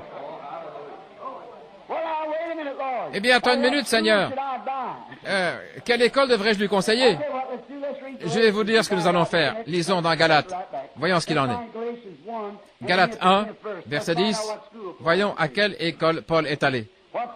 À quel séminaire et quelles sont les mains qui lui ont été imposées et tout ce qui s'est passé. Galates chapitre 1. Pour gagner du temps, commençons le verset 10. Et maintenant, est-ce la faveur des hommes que je désire ou celle de Dieu? Est-ce que je cherche à plaire aux hommes? Si je cherchais encore à plaire aux hommes, je ne serais pas serviteur de Christ. Oh là là là là. Permettez-moi de dire quelque chose ici. Galates 1, chapitre 8. Combien savent que c'est Paul qui a exigé que ces gens-là se fassent rebaptiser au nom de Jésus dans Acte 19? Certainement. Prenons un peu plus haut. Au verset 8. Quand nous-mêmes ou un ange du ciel vous annoncerait un autre évangile que celui que nous vous avons prêché, qu'il soit anathème. D'où l'as-tu eu cet évangile-là, Paul? Verset 9. Nous l'avons dit précédemment et je le répète à cette heure, si quelqu'un vous annonce un autre évangile que celui que vous avez entendu, vous avez reçu, qu'il soit anathème. Que ce soit un archange, que ce soit un évêque, surveillant général, docteur un tel, qui que ce soit, s'il ne prêche pas le baptême d'eau au nom de Jésus-Christ, le baptême du Saint-Esprit, s'il ne prêche pas la résurrection des dons, la venue de Christ, toutes ces choses-là, qu'il soit anathème. S'il cherche à prendre une partie de la parole ici, à dire que c'était pour une autre époque et ajouter quelque chose, une idée absurde d'un séminaire, qu'il soit anathème. Continuons à lire. Pour voir comment Paul l'a reçu. Voir comment, ce que j'essaie de vous dire ce matin. Et maintenant, est-ce la faveur des hommes que je désire ou celle de Dieu? Est-ce que je cherche à plaire aux hommes? Si je plaisais encore aux hommes, alors je ne serais pas serviteur de Christ. Comment puis-je m'attendre à quoi que ce soit? Comment un homme qui aime Dieu, et surtout un prédicateur, peut-il s'attendre à quoi que ce soit d'autre qu'à être haï par les hommes? Les hommes vous haïront. Et Jésus a dit, si moi, le maître de la maison, il m'appelle, je suis le maître, le plus grand parmi de vous tous. Je suis celui qui peut faire plus de miracles et accomplir plus de choses que vous tous par le Saint-Esprit parce que j'ai toute la plénitude en moi. Et s'ils m'ont appelé Belzébul, combien plus fort vous appelleront-ils ainsi? Mais il a dit, ne vous inquiétez pas de ce que vous direz, car ce ne sera pas vous qui parlerez, ce sera le Père qui demeure en vous qui parlera au moment même. Tenez-vous-en à la parole.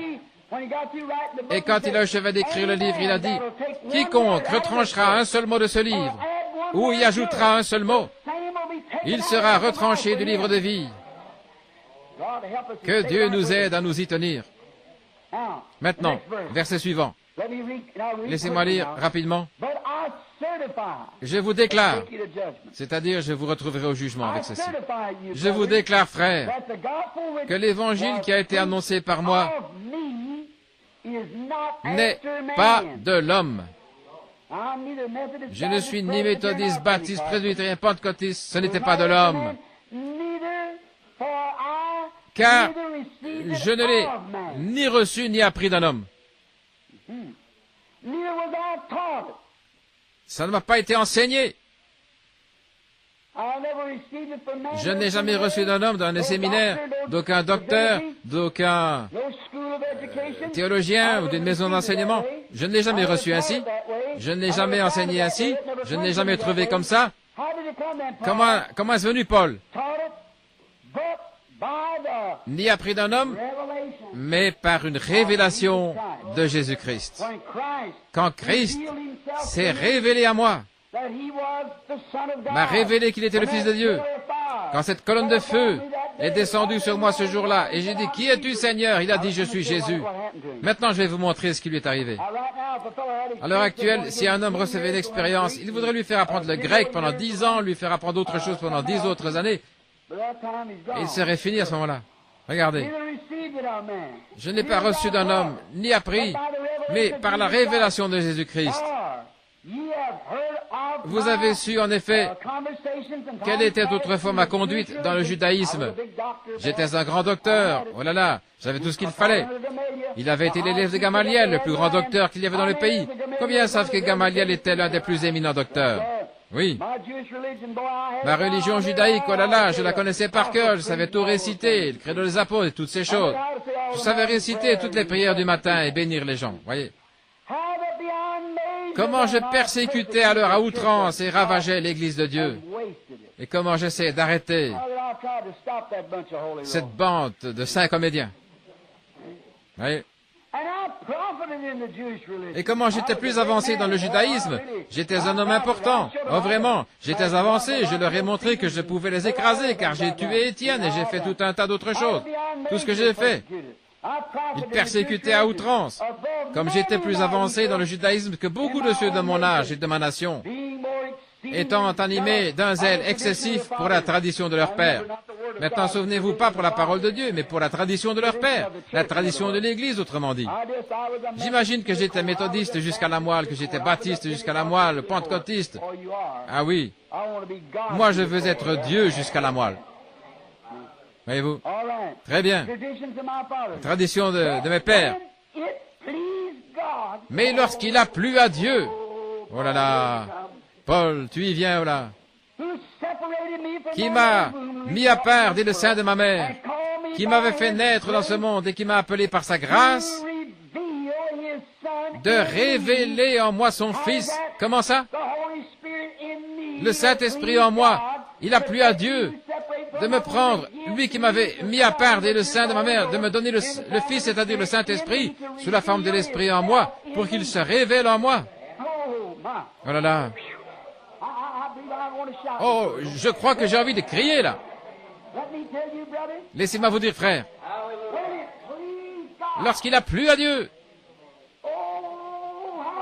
alléluia, lorsqu'il plut à Dieu, vous avez un père ivrogne, une mère, que Dieu te bénisse maman, je ne dis pas du mal de toi là, mais une mère qui ne connaissait pas plus Dieu qu'un lapin ne saurait ce que c'est des raquettes à neige, et un père qui se retrouvait étendu ivre dans la rue, et je n'avais même pas de chaussures pour aller à l'école, de longs cheveux me recouvraient la nuque, et tout le monde ici en Indiana me détestait parce que je venais du Kentucky. Et comme c'était dégoûtant à voir. Mais il a plu à Dieu. Amen. Il a plu à Dieu qui m'avait mis à part dès le sein de ma mère, de révéler son Fils en moi, en faisant de moi un ministre de la parole, qui s'en tiendrait directement à elle, par lequel il montrerait des visions, des signes, des prodiges et des miracles. Ah là là. Voyez-vous de quoi il parle? Il a plu à Dieu de faire ça. Écoutez attentivement. Verset 16. De révéler son Fils en moi, afin que je l'annonce parmi les païens. Aussitôt, je ne consultais point l'Église. Je ne suis pas du tout allé voir un évêque pour lui demander quoi faire. Je n'ai pas du tout consulté ni la chair, ni le sang, ni aucune organisation, ni rien d'autre. Je n'ai absolument rien à voir avec eux. Je n'ai pas du tout consulté la chair ou le sang. Je ne suis pas monté à Jérusalem non plus, vers tous les grands et saints sacrificateurs et les saints pères, et tout cela pour leur dire, maintenant savez-vous, j'ai eu une vision, que dois-je faire? J'ai eu en vision le Seigneur Jésus béni. Ils auraient dit, file d'ici, toi, espèce d'exalté. Voyons, qu'est-ce qui t'est arrivé? Non. Tous leurs diplômes, je les avais déjà. Et Paul, ici, je peux vous le montrer dans les Écritures, il a dit qu'il lui a fallu oublier toutes les choses qu'il avait apprises et les considérer comme rien pour pouvoir connaître Christ. Oh. Et je ne montais point à Jérusalem vers ceux qui furent apôtres avant moi, mais je suis parti pour l'Arabie. Et puis je revins encore à Damas. Et 3 ans plus tard, je montai à Jérusalem pour faire la connaissance de Pierre, et je demeurai 15 jours chez lui. Et en continuant à lire, nous voyons que lui et l'apôtre Pierre ne s'étaient encore jamais vus auparavant. Ils n'avaient jamais fait connaissance, ils ne s'étaient jamais vus, mais quand ils se sont rencontrés, ils prêchaient le même évangile.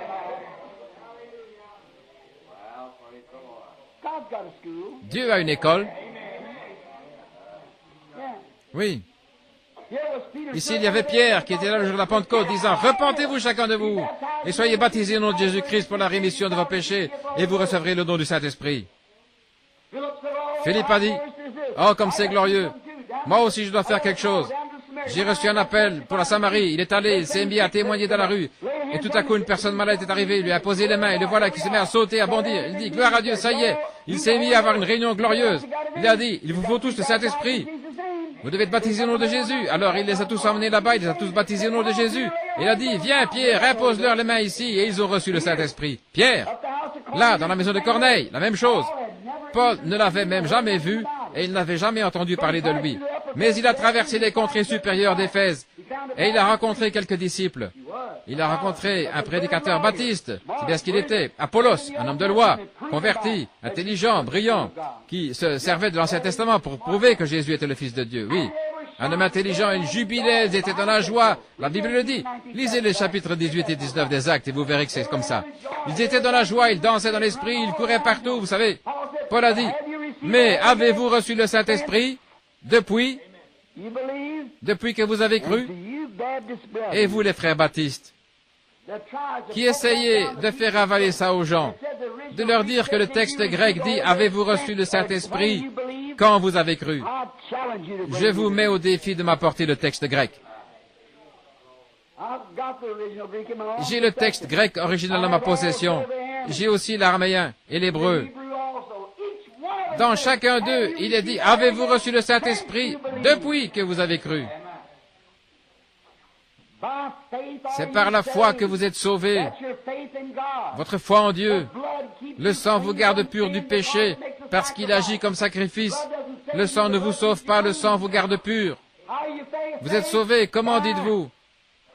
C'est par la foi que vous êtes sauvés, et ce, par la préscience de Dieu, qui vous a appelé, vous êtes sauvés, et le sang fait l'expiation, il vous garde constamment pur, et puis, d'un seul esprit, vous êtes baptisés pour entrer dans le Saint-Esprit, dans la communion avec les croyants, dans la communion avec le Saint-Esprit, afin d'être conduits par l'Esprit, accomplissant des signes et des prodiges. Attendant, continuez à avancer, attendez quelque chose, on va voir ça dans un instant. Je l'espère en tout cas. C'est à cette heure-ci que je t'avais demandé de me faire signe, n'est-ce pas? Je viens justement de regarder l'heure. Encore un peu plus. Combien de temps dure-t-il ce salut? Quel genre de salut est-ce? D'une église à l'autre? Prenons Hébreux 9, 11, une minute. On va aller voir combien de temps, prendre simplement quelques minutes. Prenons le livre des Hébreux. Voyons combien de temps ce salut dure. Quelle sorte de salut c'est? Lisons Hébreux 9, 11. Mais Christ est devenu souverain sacrificateur des biens à venir. Il a traversé le tabernacle le plus grand et plus parfait, qui n'est pas construit de main d'homme. C'est-à-dire, c'est encore Paul qui enseigne ici, qui n'est pas de la création. Il est entré une fois par son propre sang. Combien de fois? Il est entré une fois pour toutes, ayant obtenu le salut pour une semaine, jusqu'au prochain réveil. Quelle sorte? Éternel, une rédemption éternelle. Le mot éternel, qu'est-ce que ça veut dire? En Christ, après que j'ai cru, nul ne peut appeler Jésus le Christ si ce n'est par le Saint-Esprit. C'est pour ça qu'il y a trois sortes de croyants, les incroyants, les soi-disant croyants et les croyants. Mais ceux qui ont cru jusqu'à recevoir la vie éternelle, ils sont entrés dans le parvis. Prenez l'ancien tabernacle. Quelle était la première chose qu'ils faisaient? Ils entraient dans le parvis, ceux des nations. Ensuite, il y avait l'autel d'airain, où on lavait le sacrifice à la cuve d'or. Ensuite, on tuait le sacrifice et on faisait l'aspersion du sang sur l'autel. Et puis, une fois chaque année, Aaron, oint. Oh là là. Avec quoi? Du parfum de la rose de Saron, d'une huile précieuse composée de parfum. On la versait sur sa tête et elle descendait jusqu'au bord de son vêtement. Regardez bien. Une fois chaque année, cet homme devait aller au-delà du voile, là, en portant devant lui le sang pour le propitiatoire. Une année, il est allé avec son bâton, il l'avait oublié là, et quand ils sont retournés le chercher, ils avaient déjà poussé des boutons et produit des fleurs. Un vieux bâton qu'il avait eu avec lui dans le désert pendant peut-être 40 ans. Il est resté là dans le lieu saint. Regardez. Quand ils apportaient le sang de l'alliance, le sang. Il fallait être oint. Et il portait des vêtements avec des petites clochettes, une grenade et une clochette. Et cet homme devait marcher de manière à ce que chaque fois qu'il déplaçait la jambe, qu'il se déplaçait comme ceci pour faire un pas, elle faisait comme une musique, Saint, Saint, Saint à l'Éternel, Saint, Saint, Saint à l'Éternel, Saint, Saint, Saint à l'Éternel. Oh là là! Qu'est-ce que je suis en train de dire? Écoutez ceci, Branham Tabernacle. Vous avez eu votre chance. Une fois qu'un homme a été loin du Saint-Esprit, pour être adopté dans la famille de Dieu, pour être placé positionnellement par le Père et établi à son service, avec un but à atteindre dans la vie, ou ce à quoi Dieu l'a appelé, sa marche doit être Saint, Saint, Saint à l'Éternel. Saint, Saint, Saint à l'Éternel. Tu dois te détourner, ce côté-ci, Saint, Saint à l'Éternel. Tu dois croire tout ce que l'Ancien dit, ceci. Mais Saint, Saint, Saint à l'Éternel. Que sa parole passe avant. Qu'elle soit tout pour vous, enfouie, bien établie dans votre cœur. Votre marche doit se faire dans la parole. Saint, Saint, Saint à l'Éternel. Oh, si tu acceptes seulement de venir ici, je vais te dire ce qu'on va faire. On va organiser, te prendre dans notre organisation. Tu seras un homme important. Saint, Saint, Saint à l'Éternel. Saint, Saint à l'Éternel. Vous continuez d'avancer. Ce que les gens peuvent dire, ça ne change rien. Retire ces bandes, fais ceci, fais cela. Saint, Saint, Saint à l'Éternel. Vous avez les yeux fixés au calvaire. Rien ne vous arrêtera. La façon même dont vous marchez votre vie, vous marchez sur le chemin du roi. Loin de la précieuse huile de l'onction, vous vous avancez dans le lieu très saint. Wow. Amen. Très bien. Paul a dit qu'il n'avait pas reçu ceci d'un homme. Qu'est-ce qu'il dit? On revient à Galates maintenant, à notre leçon. Nous ayant fait connaître le mystère de sa volonté. Sa volonté, qu'est-ce que c'est? Fait connaître le mystère de sa volonté. Verset 9. Je vais me dépêcher rapidement maintenant. Parce que nous sommes tard. Oh, chaque parole est tellement une pépite. Vous pouvez simplement continuer à la polir. Vous pouvez creuser. Vous pouvez prendre une parole ici, vous reporter à la Genèse et la polir. Vous reporter à l'Exode et la polir encore. Vous pouvez au Lévitique, la polir encore. Vous arrivez à l'Apocalypse. Et tout cela est Jésus. Amen. Vous pouvez la polir autant que vous voulez. Ce sera Jésus quand vous arriverez à l'Apocalypse. En effet, il a dit, je suis celui qui était, qui est et qui vient. Je suis le rejeton et la postérité de David. Je suis l'alpha et l'oméga. A et Z dans l'alphabet grec. Je suis de A à Z. Je suis le tout en tout. C'est exact. Je suis celui qui était vivant et qui était mort et qui est vivant au siècle des siècles. Je tiens les clés de la mort et du séjour des morts. Oh là là. Chaque pépite que vous ramassez ici, que vous mettez à polir, en la polissant, vous y retrouverez Jésus. Bien. On va prendre encore un peu de temps et après on va s'arrêter. Qu'est-ce que nous attendons? Pourquoi êtes-vous ici à la réunion? Quel est le but? Après quoi le monde soupire-t-il? Pourquoi la bombe atomique est-elle suspendue là? Pourquoi les molécules et les atomes? De quoi s'agit-il? Prenez Romains chapitre 8. Qu'est-ce que tout cela attend? Qu'est-ce que toutes ces choses attendent? Quelle heure est-il? Romains 8. Commençons à lire. Je dirais...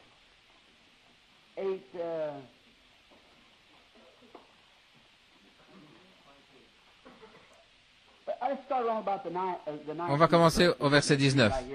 Simplement le lire ici pour que ce soit vraiment doux. Je sais à quoi vous voulez en venir. Bien. Romains chapitre 8. Je crois que c'est bien là. Oui, chapitre 8. Commençons ici au verset 18. Commençons au verset 14. Car tous ceux qui sont conduits par l'Esprit de Dieu sont fils de Dieu. C'est exact. Et vous n'avez point reçu un esprit d'esclavage pour être dans la crainte. Oh, je me demande si je pourrais tenir le coup. Si je peux tenir le coup. Tenir le coup, pas du tout. La question n'est pas de savoir si j'ai tenu le coup, mais si lui a tenu le coup. Je suis en lui maintenant. Voyez-vous? Eh bien, vous dites, eh bien, si je suis en lui, maintenant, vous les presbytériens, ah ça, nous l'avons toujours cru, mais votre vie prouve que vous ne l'êtes pas, si vous ne menez pas le genre de vie que lui a mené, si vous ne croyez pas le même évangile que lui a prêché. Vous dites, les baptistes disent, bien sûr que je crois à la sécurité éternelle. Et vous sortez, vous fumez le cigare, vous allez danser, et les femmes se coupent les cheveux, se maquillent et se conduisent comme je ne sais pas quoi. Vos fruits prouvent que vous n'y croyez pas.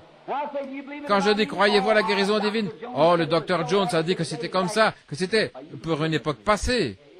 Espèce d'hypocrite. Qu'est-ce qui ne va pas avec vous? Pauvre enfant illusionné. Vous êtes tellement loin de l'évangile que ça fait pitié. On vous a entraîné vers une route boueuse, vers un dépotoir qui brûle. Voyez-vous pas ce qu'il dit ici? Que tout esprit qui confesse que Jésus n'est pas venu dans la chair en ce moment même est d'un mauvais esprit, du faux esprit. La Bible dit que Jésus-Christ est le même hier, aujourd'hui et pour toujours. C'est ce qu'il a dit à l'époque et il l'est maintenant. Il est comme ça pour toujours. Et vous n'avez point reçu un esprit de servitude pour être dans la crainte, mais vous avez reçu l'esprit de l'adoption après que vous ayez été adopté, d'accord?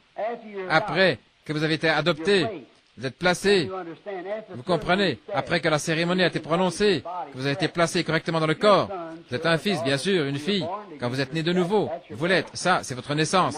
Mais maintenant, vous êtes placé positionnellement. Nous n'avons point reçu un esprit de crainte, mais nous avons reçu un esprit d'adoption par lequel nous crions Abba, Père, ce qui veut dire mon Dieu. Bien. L'esprit lui-même rend témoignage à notre esprit que nous sommes enfants de Dieu. Comment le fait-il? Vous dites gloire à Dieu, alléluia, ça ne me dérange pas, je suis un enfant de Dieu. Alors vous sortez faire les choses que vous faites. L'esprit de Dieu fera les œuvres de Dieu. Jésus a dit, celui qui croit en moi fera aussi les œuvres que je fais. Voyez? Si ce cep en poussant, il a donné une grappe de raisin, et que celui qui a poussé à côté lui a donné des citrouilles, il y a quelque chose qui ne va pas. Voyez? C'est une église qui a été greffée, c'est un cep qui a été greffé, c'est une personne qui a été greffée, c'est une personne qui fait partie d'une dénomination, elle est membre d'une dénomination et qu'elle se dit chrétienne, mais si elle n'a pas le Saint-Esprit et qu'elle n'a pas la puissance de Dieu et toutes ces choses. Maintenant, si vous sortez là et que vous conduisez comme cette bande de gens ivres pour la simple raison que vous avez parlé en langue, j'ai vu des démons parler en langue. Je les ai vus danser dans l'esprit, pousser des cris, avoir de l'écume aux lèvres et tout le reste. J'ai vu tout ça. Je ne parle pas de ça. Je parle de l'Esprit de Dieu. L'Esprit lui-même rend témoignage dans notre esprit que nous sommes enfants de Dieu. Et si enfants, héritiers, héritiers de Dieu, co-héritiers de Christ, si toutefois nous souffrons avec lui, afin aussi d'être glorifiés ensemble. Car j'estime que la souffrance, écoutez bien ceci. Oh, c'est vraiment beau. Car j'estime que la souffrance du temps présent ne saurait être comparée à la gloire qui sera révélée en nous. En nous.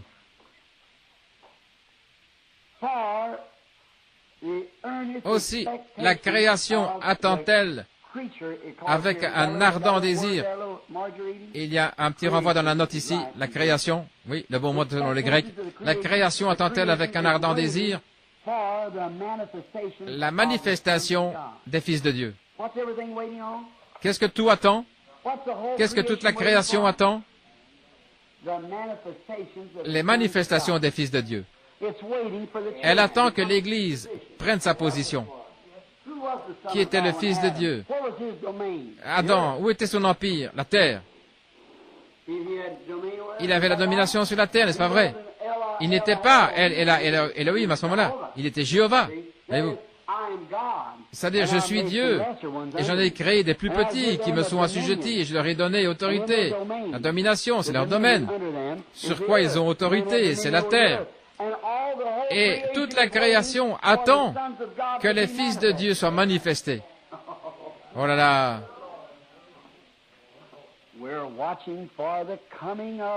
Nous attendons la venue du millénium, jour béni, où notre Seigneur viendra chercher son épouse qui l'attend. Oh, la terre crie, soupire, après ce jour de délivrance, où notre Sauveur reviendra sur la terre. N'est-ce pas vrai? Dans l'attente, Dieu qui essaye de placer son Église dans sa position pour qu'il puisse se manifester, il s'en approprie un ici. Il peut dire, là mon esprit coule librement, le voilà, je peux agir. Tiens, en prendre un autre ici, là, le placer, je peux le placer. L'adoption, le placement, la manifestation, l'amener ici, lui faire une cérémonie, le visiter par un ange, lui dire quelque chose. Mais s'il a dit la vérité, mais s'il est seulement en train d'inventer quelque chose, ça ne marchera pas. Non, non, non, ça ne marchera pas. On en a eu beaucoup. Mais je parle de manifestation des fils de Dieu. Quand Dieu se manifeste et qu'il l'envoie, et à ce moment-là, il va de l'avant et ce qu'il dit est la vérité. Ce qu'il fait est la vérité. Ce qu'il fait, il manifeste Christ. Comment le juger? À la façon dont il se tient avec la parole. Strictement avec la parole. Voyez-vous, c'est à cela que vous reconnaissez tout homme, à la façon dont il s'en tient à la parole. S'il ne parle pas selon la parole, il n'y a pas de vie en eux, dit la Bible. Voyez-vous? Dépêchons-nous parce que nous allons devoir nous arrêter. Verset 10, plutôt le verset 9. Nous ayant fait connaître le mystère de sa volonté, de nous adopter selon le bon plaisir qu'il avait formé en lui-même. Il avait formé lui-même ce dessein avant la fondation du monde, qu'on bien comprenne. Pour que dans la dispensation, oh là là, voilà encore autre chose. Oh, nous nous arrêterons pas cette fois-ci. Lorsque le temps serait accompli, croyez-vous aux dispensations? La Bible le dit. Dans la dispensation de la plénitude des temps, la plénitude des temps, qu'est-ce que c'est? Il y a la dispensation, eh bien, la dispensation de la loi mosaïque. Il y a eu la dispensation de Jean-Baptiste. Il y a eu la dispensation de Christ. Il y a la dispensation de l'organisation des églises, la dispensation de l'effusion du Saint-Esprit. Maintenant, il y a la dispensation de l'adoption, ce que le monde attend, ce après quoi il soupire. Et lorsque les temps seront accomplis, dans la dispensation de la plénitude du temps, cette plénitude du temps, qu'est-ce que c'est? C'est quand les morts ressuscitent, quand la maladie cesse, quand toute la terre cesse de soupirer, la plénitude de la dispensation du temps. Remarquez bien. Lorsque le temps serait accompli de réunir toutes choses en Christ.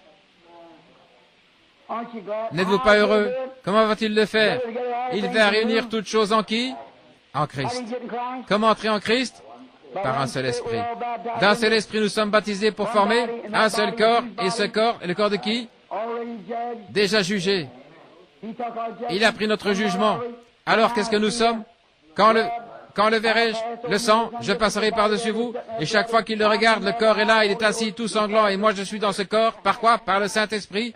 Il passe par-dessus, oh là là, et dans la plénitude de la dispensation du temps, afin de réunir toutes choses en Christ, celles qui sont dans les cieux. Maintenant, si vous parlez d'un nom, allons-y tout de suite. On va en parler un moment. Toute la famille dans le ciel se nomme comment? Jésus-Christ. Toute la famille sur la terre se nomme comment? Jésus-Christ.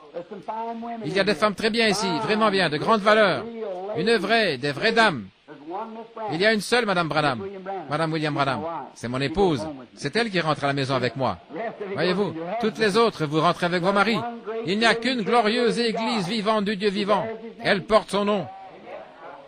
Elle est remplie de son esprit. C'est exact.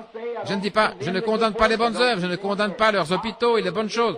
Je trouve que c'est merveilleux, que ce sont des bénédictions de Dieu envers cette pauvre humanité souffrante.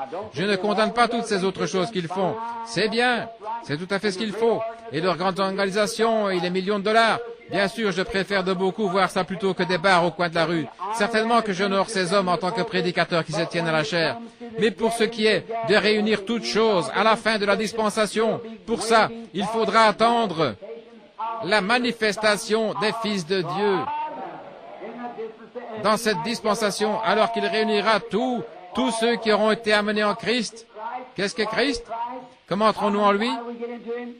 1 Corinthiens 12, par un seul esprit, nous sommes tous baptisés pour former un seul corps qui est le corps de Christ, et nous avons part à tous les dons, à toutes les bonnes choses qu'il possède, pas vrai? Et toute la terre soupire, gémit. Elle attend les manifestations, le moment où Christ et son Église s'uniront.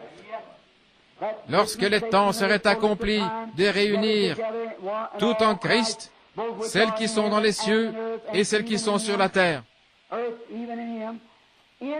En lui, nous avons acquis un héritage. Oh, frère Neville, pardonne-moi de prendre tout ce temps. Ce mot héritage. Oh. C'est inévitable. Oh là là. Je sais. Mon parent, mon frère, j'espère que je ne suis pas fou. Je ne le pense pas. Mais, oh là là, oh là là. Un quoi? Un héritage. Nous avons obtenu un héritage. Quelqu'un doit vous léguer quelque chose. Dieu, avant la fondation du monde, vous a légué quelque chose. Un nom écrit dans le livre, afin que lorsque l'agneau serait immolé, vous soyez identifié avec lui. Oh, retenons ça jusqu'à ce soir. Oh là là, oh là là. Continuons à lire encore un petit peu. Comment allons-nous arriver au verset 3, au chapitre 3? Mais nous allons bientôt terminer. En lui, nous sommes devenus héritiers. Quoi? Comment le recevons-nous, cet héritage-là? Comment l'avons-nous reçu? Parce que nous avons marché droit? Comment avons-nous reçu cet héritage? Parce que nous étions prédestinés.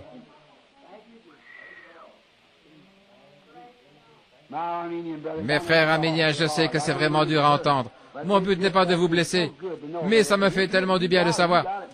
Vous avez l'autre, vous l'avez, frère, oui, vous l'avez. Mais vous ne le voyez pas, c'est tout. Vous l'avez quand même, voyez-vous. Tout va bien pour vous. Mais oh, c'est tellement bon d'y plonger le regard, oui. C'est comme ce que frère Neville disait une fois au sujet de la fête foraine. Trouvez-vous un escabeau et faites le tour pour voir ce que vous avez. Oui, monsieur.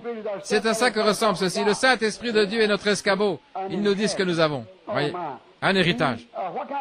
Quelle sorte d'héritage?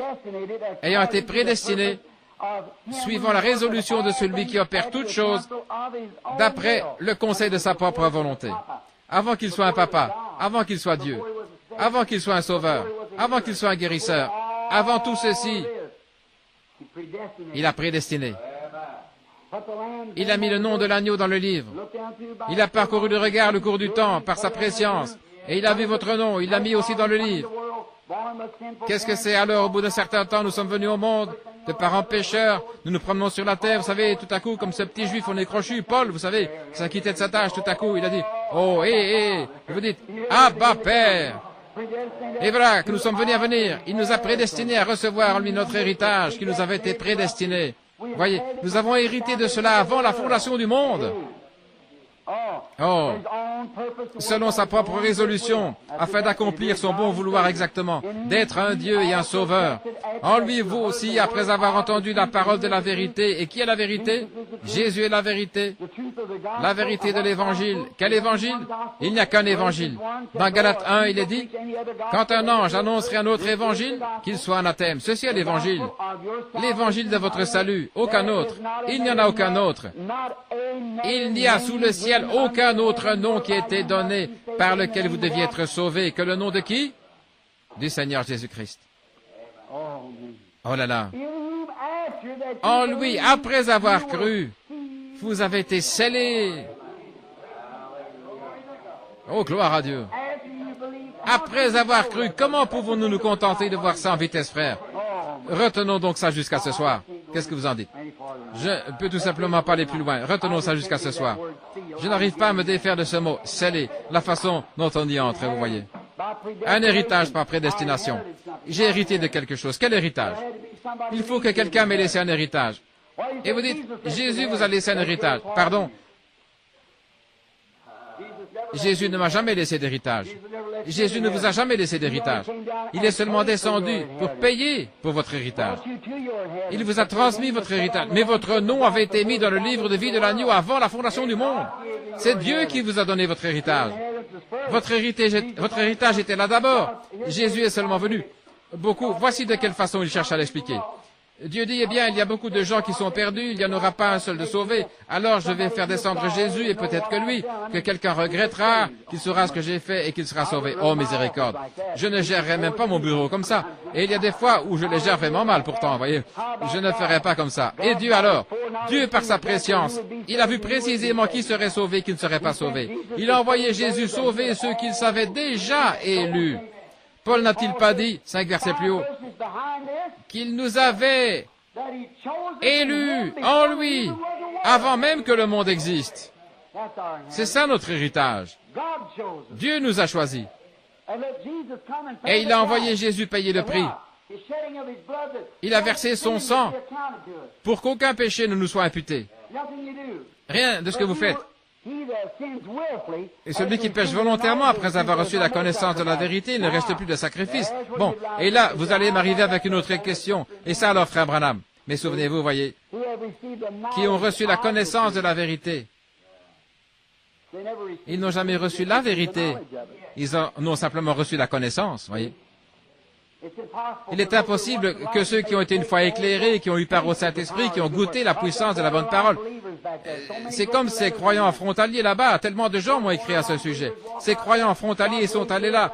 Josué et Caleb se sont rendus là. Pourquoi? Maintenant, nous allons appeler ça le Saint-Esprit, le pays là-bas. Eux, ils sont ici. Ici, avant, disons que ceci, c'est le Saint-Esprit, et eux, ils sont là-bas, vous voyez. C'est là que la promesse, elle est là-bas. Eh bien, s'ils envoyaient 10 espions, un de chaque tribu, comme ça, nous, les tribus, nous pourrions toutes savoir ce qu'est notre héritage, et tous seraient placés là-bas, où nous serons placés. Alors, je vais envoyer des espions. Ils sont tous arrivés là-bas. Oh là là. Non, on se ferait traiter d'exalté après ça. Non, non, on ne peut pas faire ça, voyez. Josué et Caleb se sont dit, je vais voir de quoi ça a l'air. Alors ils sont venus de ce côté, ils ont regardé ce qui se passait chez ces gens-là. Oh, ils ont tendu le bras, ils ont coupé une grosse grappe de raisin là-bas, ils se sont retournés. Ils ont dit, oh là là, c'est beau, c'est très beau. Voici, prenez-en. Ils sont vraiment bons. Oh, c'est bon. Mais regardez donc, on ne pourra pas y arriver, s'opposer à toutes ces grandes dénominations, toutes ces grandes choses. Oh, c'est vraiment dommage, on ne peut pas y arriver. Non, monsieur, peu importe, on n'y arrivera pas. Non, monsieur, ils se sont mis à dire, oh, retournons au pot de viande de l'Égypte, on aurait mieux, voyez-vous. On ne peut pas y arriver. Le brave Caleb a dit, restez tranquilles tous. Josué a dit, taisez-vous, laissez-moi parler. Hélas, hélas, on ne peut pas y arriver, on ne pourrait pas. Il faut que je renonce à mes parties de 4, frère Branham. S'il faut que je laisse pousser mes cheveux comme une vieille femme, je ne sais pas ce que je vais faire. S'il faut que j'enlève mes shorts, je ne sais pas, je ne pourrai pas arriver. S'il faut que je cesse de fumer le cigare, voyez. Pauvre spécimen de délivrance que vous êtes. Je ne peux vraiment pas. Josué a dit, oh, c'est beau là-bas, alléluia, nous pouvons nous en emparer. Comment ça? Ceux-là, ils regardaient les grandes villes qui étaient fortifiées, alors que Josué et Caleb regardaient une promesse que Dieu avait faite. Tenez-vous à la promesse. Qui que vous soyez, tenez-vous à la parole. Car Pierre a dit, repentez-vous chacun de vous et soyez baptisés au nom de Jésus-Christ pour la rémission de vos péchés. Car la promesse est pour vous. Quel pays promis? Pour vos enfants et pour ceux qui sont au loin, en aussi grand nombre que le Seigneur notre Dieu les appellera. Ne vous vexez pas, là je vous en prie. Et je termine avec ceci. Vous les pèlerins de la sainteté, les Nazaréens, vous êtes venus jusque-là dans la sanctification. Vous êtes avancés jusqu'ici, même jusqu'au point où vous voyez les raisins, et puis vous avez fait demi-tour. Et vous êtes retournés. Vous voyez ce qui est arrivé? C'est ça le problème. Vous n'êtes jamais entré dans le pays. Montrez-moi un seul Nazaréen, ou un seul pèlerin de la sainteté, ou un seul de ceux qu'ils ont sur le terrain aujourd'hui, qui a de grandes campagnes de guérison avec des signes, des prodiges. Montrez-moi-en un seul. Vous vous êtes adapté à l'Égypte, vous êtes retourné au pot d'Aï, vous vous êtes arrêté à Kadesh Barnéa, c'est exact. Regardez bien, dans Hébreux 6.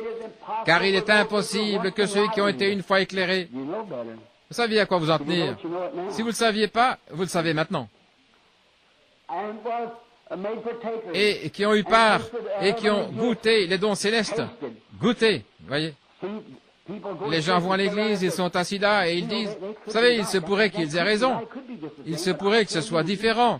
Ça pourrait tout de même, je vais vous dire. Il faut avoir beaucoup de foi pour faire ça.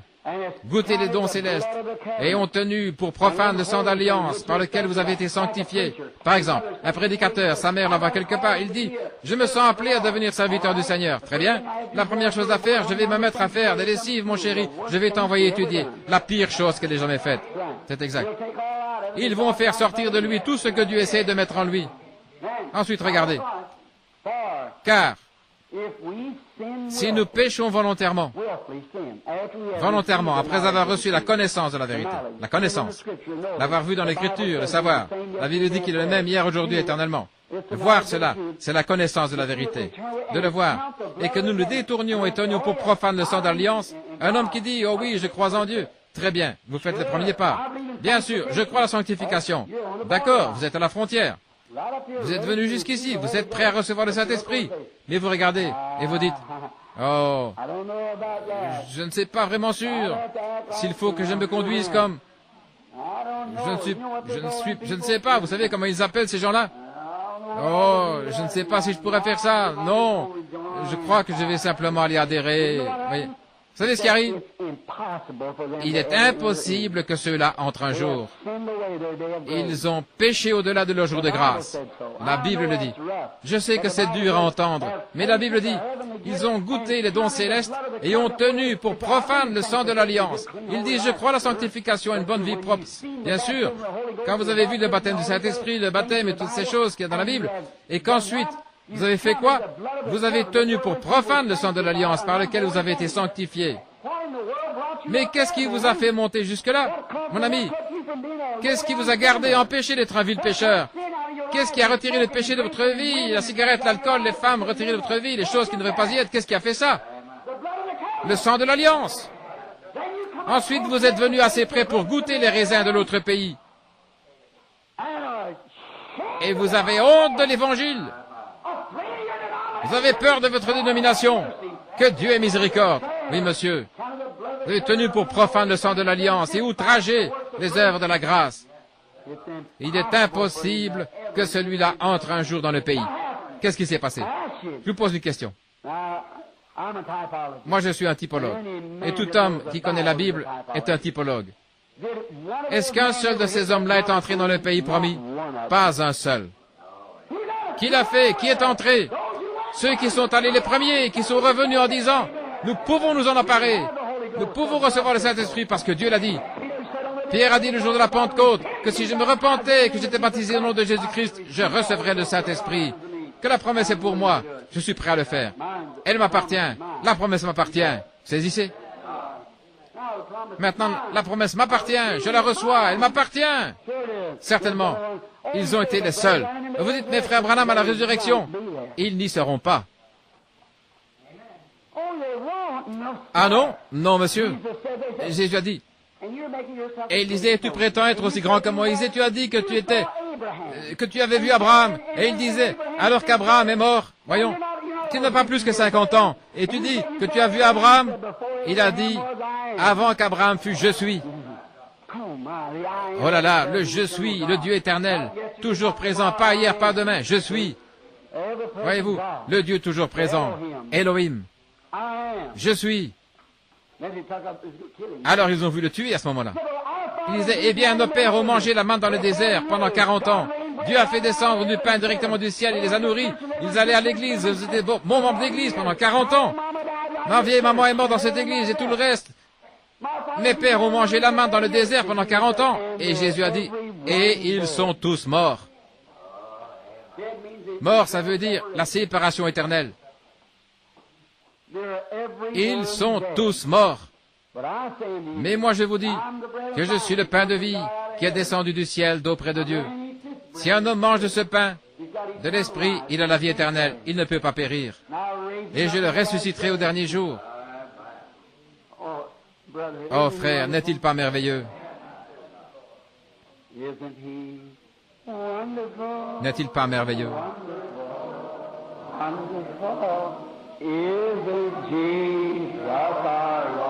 Jésus notre Seigneur, n'est-il pas merveilleux?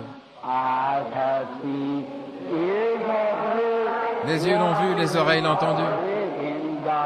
Je l'ai lu dans sa parole. Jésus notre Seigneur, N'est-il pas merveilleux? Pas vrai? Nous voyons son esprit de discernement qui se déplace au milieu de nous. Nous le voyons accomplir des miracles, des signes et des prodiges. Nous l'entendons directement tiré de la parole ici, et vous envoyez la confirmation. Oh là là.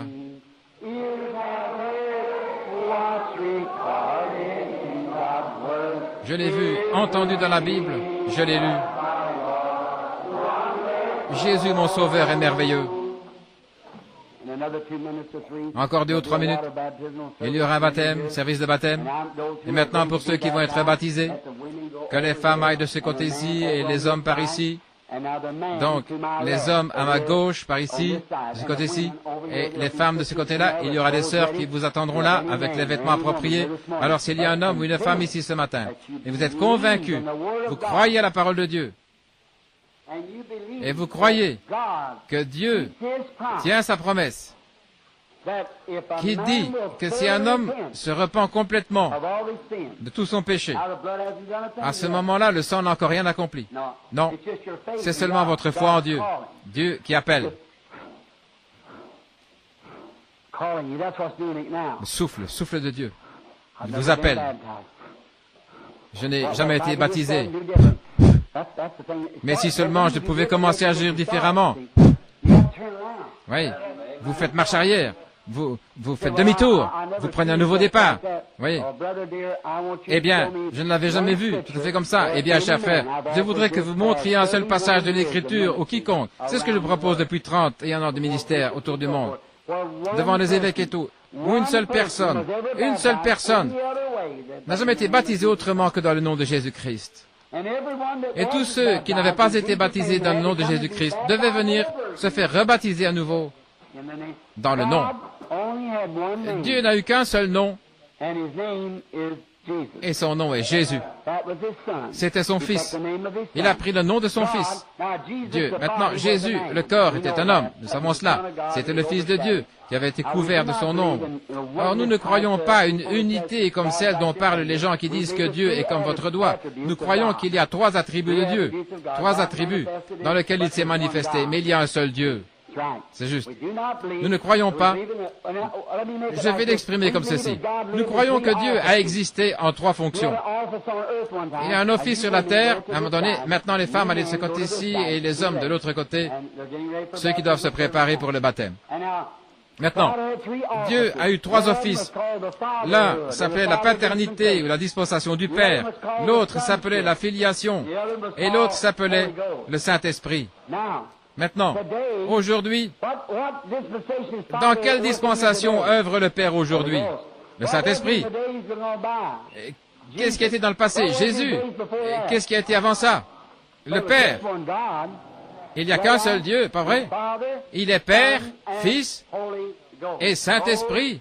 Ces 3-là, ces 3 fonctions d'un seul Dieu. Un seul Dieu. Bon, mais Père n'est pas un nom, n'est-ce pas? Je voudrais vous poser une question. Là, je vais vous citer Matthieu 28, 19, où Jésus dit « Allez, faites de toutes les nations les disciples et baptisants dans le nom, N-O-M, du Père. » Maintenant, je vais voir si vous connaissez bien votre écriture. Dites-moi quand je vais dévier. Puis il leur dit, allez par tout le monde, prêchez l'évangile à toute la création. Celui qui croira et qui sera baptisé sera sauvé. Celui qui ne croira pas sera condamné. Voici les signes qui accompagneront ceux qui auront cru. En mon nom, ils chasseront les démons. Jusque-là, c'est conforme. Ils parleront de nouvelles langues, saisiront le serpent. Maintenant, je vais vous citer Matthieu. Écoutez. Je demande à n'importe quel historien. Ceci est enregistré, ça va partout dans le monde. Je demande à n'importe quel historien de venir me voir avec un texte biblique. Un texte pas biblique, un texte biblique ou une preuve historique, une citation tirée de l'histoire qui indiquerait qu'un protestant, que qui que ce soit, ait déjà été baptisé dans le nom de Père, Fils et Saint-Esprit avant que l'Église catholique décrète ça au Concile de Nicée. Maintenant, c'est enregistré, ça va dans le monde entier. Les bandes sont traduites dans 37 langues différentes.